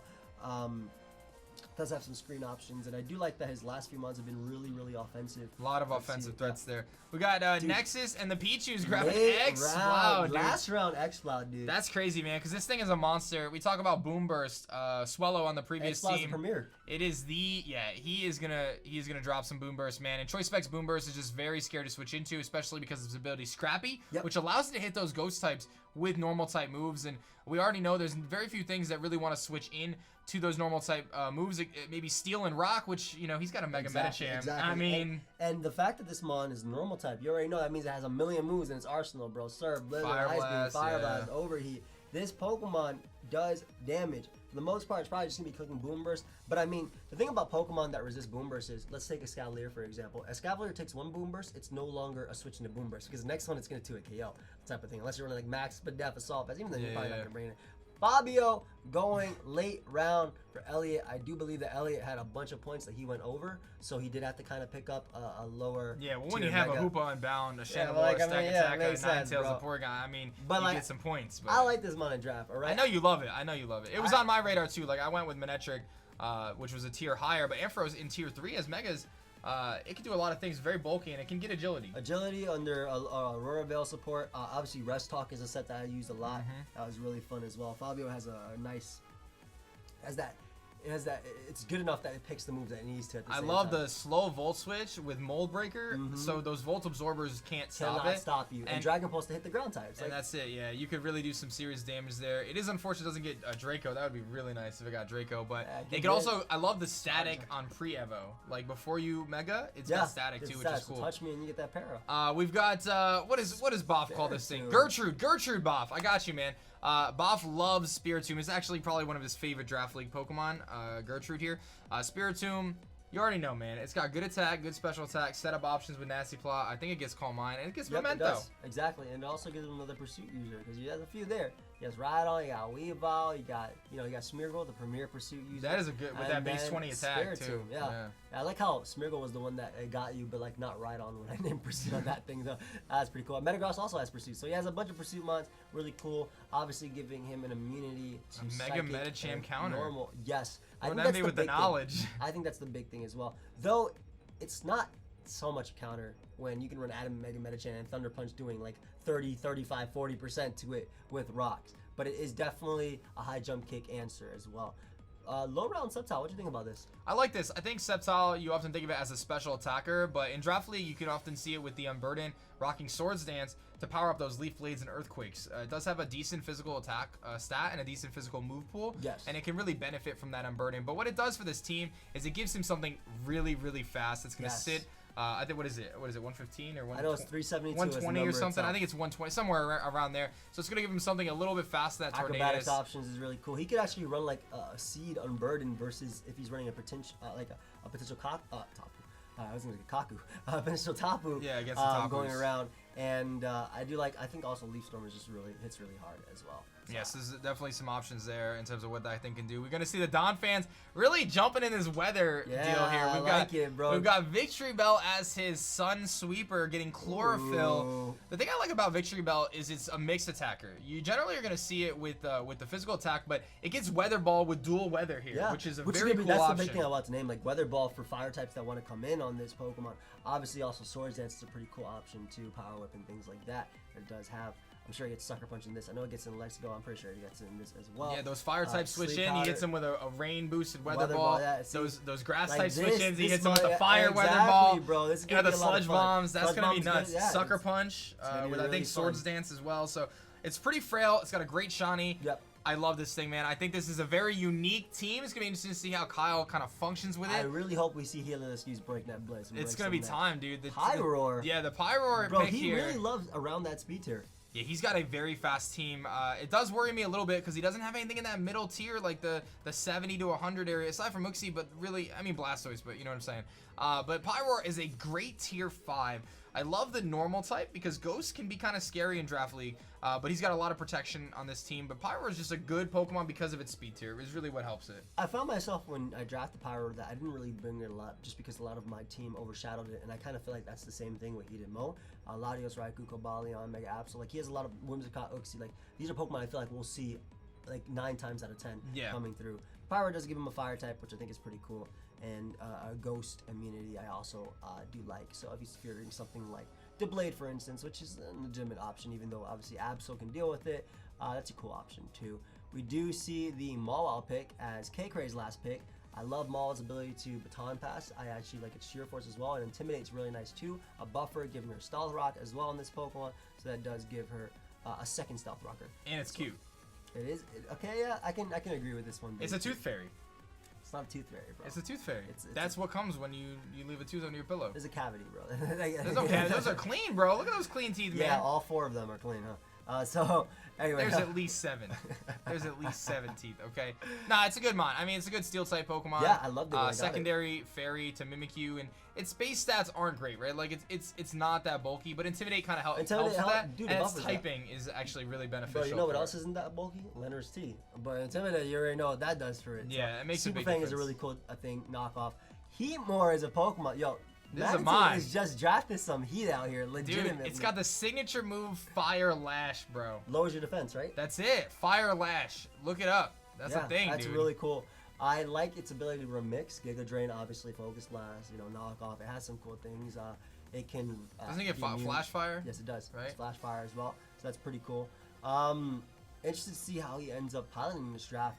Be real, I feel like maybe a little bit more speed control, like Sticky Web would have been really cool for him because I love. Yeah, with something like a Chomp and stuff like that. I think this draft is gonna really rely on that Thundurus. Yeah. I really feel like for Steve to succeed this season, that Thundurus is gonna have to take some lives, and it can because it's such a really powerful Pokemon. Sure. With Nasty Plot and agility and things like that with Z moves, but we'll see what this Heatmore does for the Sawsbucks. We're gonna see the Durham Druddigons. We got Leo on call. Leo, talk to us about Cradilly.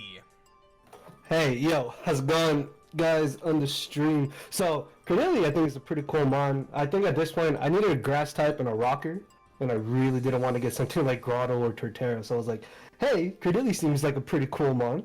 Has some cool options. It may not be like the most common mon ever that you see drafted, but I think it can add something to my squad here that I think I'll be able to bring it as a rocker most of the time anyways, because it's pretty reliable. Like, it's decently bulky, right? Yeah, this is pretty fat. I actually really liked it in draft, and I think its Storm Drain ability is something people do overlook. Also having access to Curse. This does give you, this is your second rocker, right? Yes, I got Steelix in this Steelix, now. yeah, So with now Steelix. you're not limited to Steelix every single round. So that's pretty cool. Assuming you want to bring rocks, if you even need them, because you have Manaphy, Lopunny, you know, you have options. There's definitely options there. And guys, make sure you like Leo's video so we can get him a new microphone. We've got the Florida Gators coming in next, grabbing Bouffalon. Thank you, Leo. We got Bouffalon here. I love Bouffalon because it's got that signature move in Head Charge, which can be a really powerful Reckless Head normal Charge. type stab, but it's also got Sap Sap Sipper which as is well. pretty cool, and I think a big reason is also he wanted Pursuit. Pursuit as well is pretty cool. Swords Dance is really nice. I know Sub Swords Dance is a set that Bouffalon can run. It's very bulky. It's a very bulky. I mean, it fits all its bulk in its Afro, bro. It's a very bulky Pokemon. He's got some bulk in that Yeah. Afro. Yeah. So It's it's a very really nice bulky Pokemon.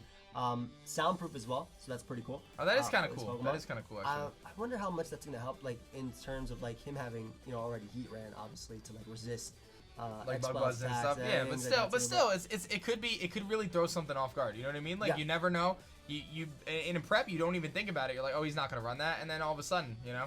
Speaking of Pokemon that make you prep, bro, Dougie is definitely what MV was. You gotta expecting. prep for this thing, dude. This is a I've- Pokemon that will really, really change the game. And Bro, when you, dude, I just want to call out real quick. When you have things like Victini, Heracross, and Azumarill breaking, they cannot afford to lose their item for Shed Shell, Yep. but they're gonna have to. Yep, Dougie is a big one. I absolutely love Dougie. I've used it several times in draft, and it is amazing. Scarf as well is really cool for revenge killing. Some people might try and deal with regular Dugtrio with the Choice Scarf, but obviously Dougie getting that attack boost as well makes it really nice. Memento is going to be really cool too, with Azumarill being able to set up. That's very scary, yeah, very scary. And it could be a really good stealth rocker as well, taking some pressure off that Registeel, his only other rocker that I'm seeing, right? Exactly. So some pretty interesting stuff there in terms of grabbing this, Dugtrio in the last round. That's pretty crazy. We're gonna see the MILWAUKEE BEWEARS grabbing Duosion, dude. Love this mon too. Dude, Same its special attack is dude. the same as Reuniclus. How are you just as good as your It's. I mean, that makes sense. You know, you inherit traits from your, your family or whatnot, but your parents. But that's really cool that Duosion has that. Obviously, a Violet. It's not actually forced to run a Violet, which is funny because you can run like a Life Orb set with Magic Guard and really catch some people off guard. Now, unfortunately, you do not have Focus Blast in your arsenal. That's a big thing Duosion doesn't have. It has Signal Beam though, it has things like that, Energy Ball and whatnot, Psyshock, Psychic, Thunder as well, if I'm not mistaken. I think it still learns Thunder, but it does not have that Focus Blast. So, I mean, I think Wolf has and so Wolf many doesn't options miss here. his Focus Blast anyway, so I think you're coming from Mr. Stone Edge himself right here. We do have, I think, a really nice, like, his draft is like all over the place in terms of like he has a lot of options. I love it. All right, Jodor, talk to us about Manectric. All right, I'm very happy this made it all the way down. I love using Manectric. It's more speed that my team needs. It's a good lightning rodder, so I can switch it in, for free if I'm ever suspecting that. People got to think twice before they just go and, smack a Xurkitree on or something like that. It gets really good coverage, and it's a great pivot combo. I already got Scizor there, as you can see, so I finally got that Volt Turn. Volt Turn core nice and set up there. Yeah, so it's got that, and it's got some really good coverage moves in the way of like Signal Beam, Overheat. Obviously it can run all the HPs like everything else, but and then maybe if I want to Hyper Beam someone, I can Hyper Beam someone. There you go. I Switch like it it as well, dude. It gives you some nice tricking options as well, alongside like Jellicent. So we got Vikavolt, and actually back-to-back typos on slides, man. I don't know what these guys were doing, but we got Vikavolt here spelled wrong. I got my Rampardo shirt on.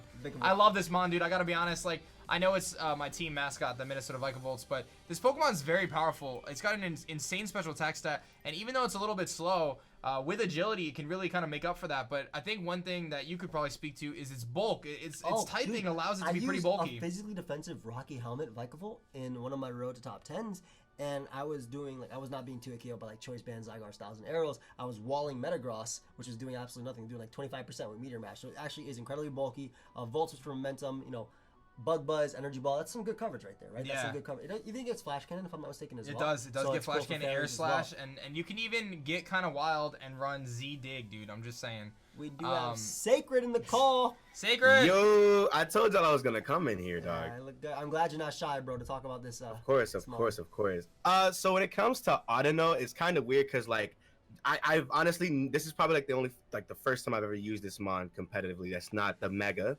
And so it's kind of just weird. I was looking at it and I'm like, what am I going to do with this thing?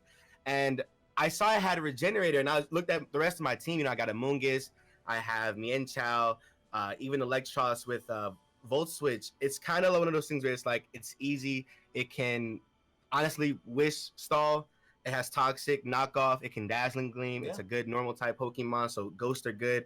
Like, overall, it kind of just fit, like, I guess, the team, and it's a really good cleric as well. Yeah, It gets Heal that's a Bell. big thing too. That's definitely a big thing. And especially like on you know, say for instance they have a Steel type, it can actually be offensive with, you know, Calm Mind, Dazzling Gleam, Fire Blast, and Surf, or you can run Psychic on it. So it's just a really good Pokemon overall, and it fits the team perfectly, honestly. Yeah, for sure, man. I like the idea of being able to give Wish support for Tapu Fini. I think that's going to be really valuable.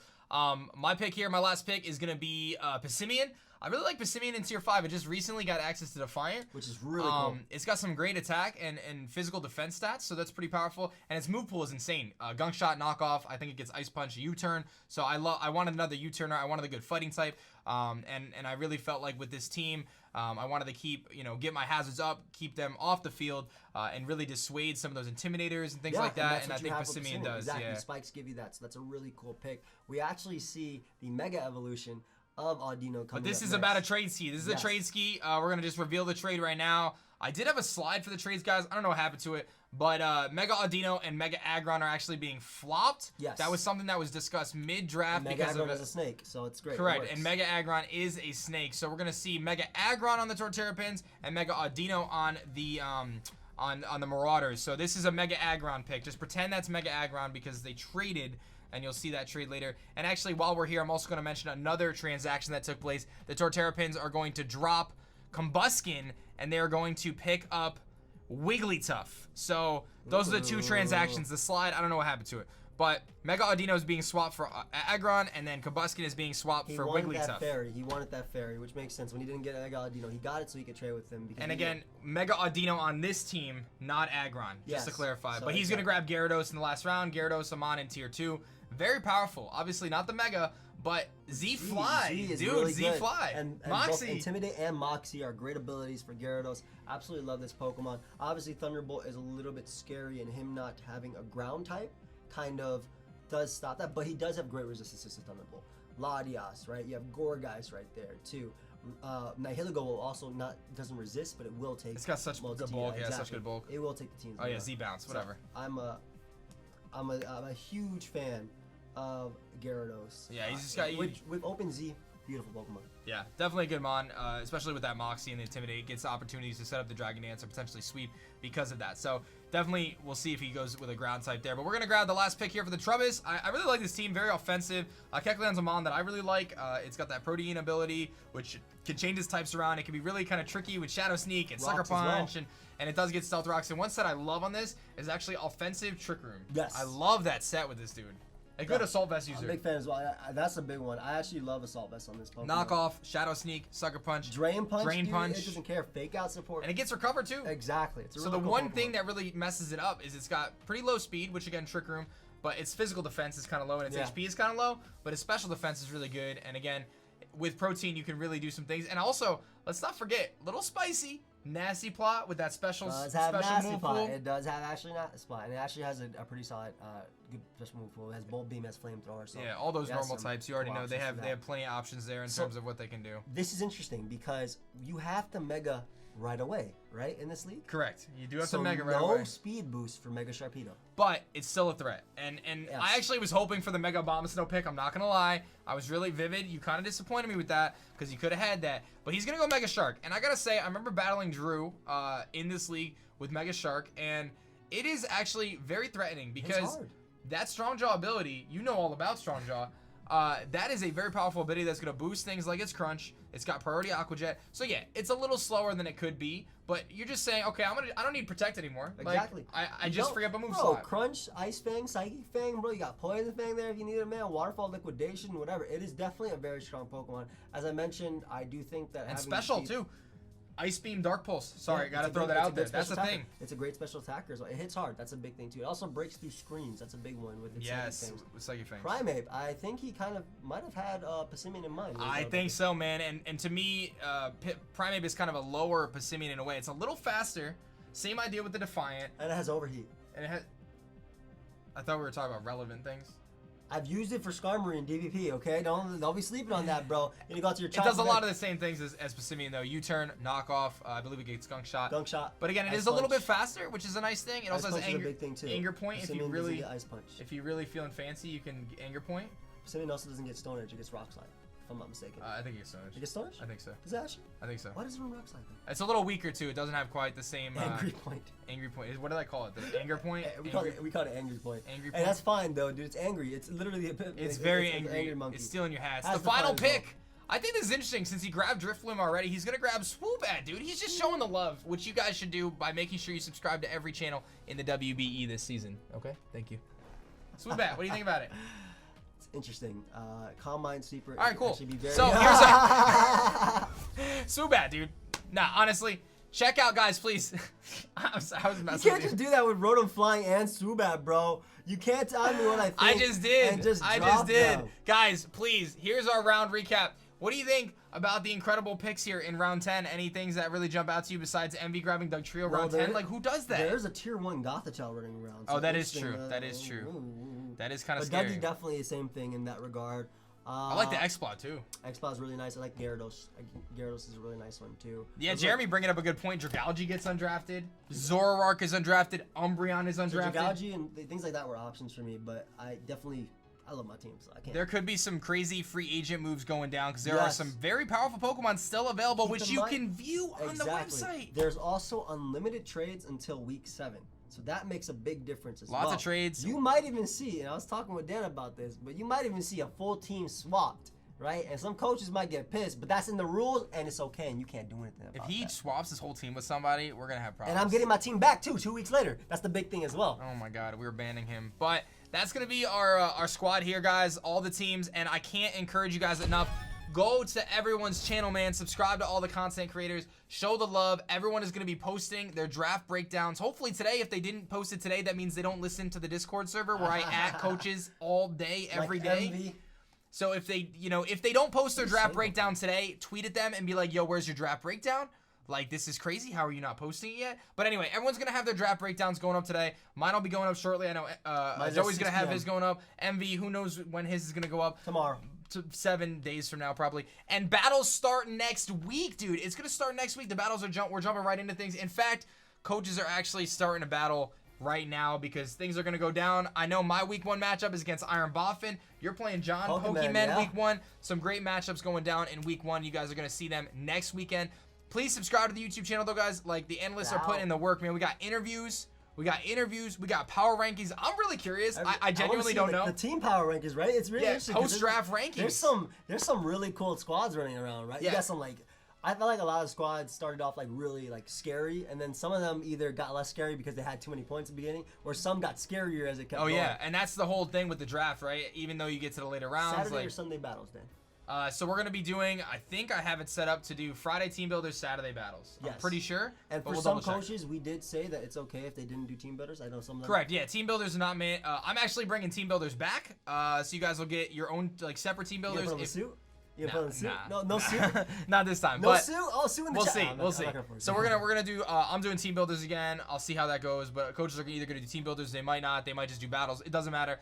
Saturday, I believe, uploads, maybe Sunday. We're pretty flexible with that, but you'll get all your matches up on the weekends, and then again, all the analyst videos, the interviews, all that good stuff. There's so many good stuff, man. I know. Honestly, yeah. Dude, I know check out the Uzi's channel. bringing his trainer card series. We've got Heat of the Week, dude. We're gonna have like the fire sets of the week. It's gonna be fun, guys. It's gonna be some great stuff, guys. And just a real quick thing. I know Nightbot's broken, but you can check out the description below. And shouts to Devon, who's helping us out right now with all the links. But you can actually check out all the different links in the chat to go to the website. Go to the website. Bookmark the website now. You want to make sure that you have the opportunity to follow that. You can see basically all the free agents. You can see all the teams, what Pokemon are in the lead for kills. You can see where the standings are.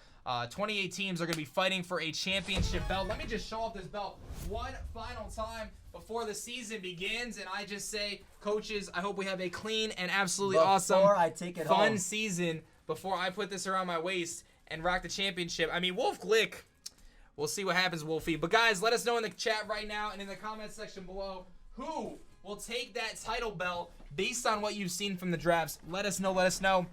One final plug to our friends PokeaimNinja for being incredible and sponsoring the WBE this season. That is incredible. Thank you so much. Thank you so much, PokeaimNinja, for being awesome, man. You guys could type !Pixelmon in the chat and show some love. Definitely check out the Pixelmon servers. And that is going to be that, guys. I'm going to do my best to get the draft stream uploaded as soon as I can. So there's that. And Joey, it has been absolutely wonderful, man. No, dude, thank you so much for coming, dude. Out, bro. It's been incredible, man. Thank you, Joey, for being here in the first place, coming up, doing the draft. And thank you guys for being here and just supporting. And I just want to take just one quick second to just shout out everyone who's helped to make this happen, man. We've got a ton of analysts. We've got just so many people working on this project, man. I want to give a big shout out to Automatic, who is actually running the Draft League website.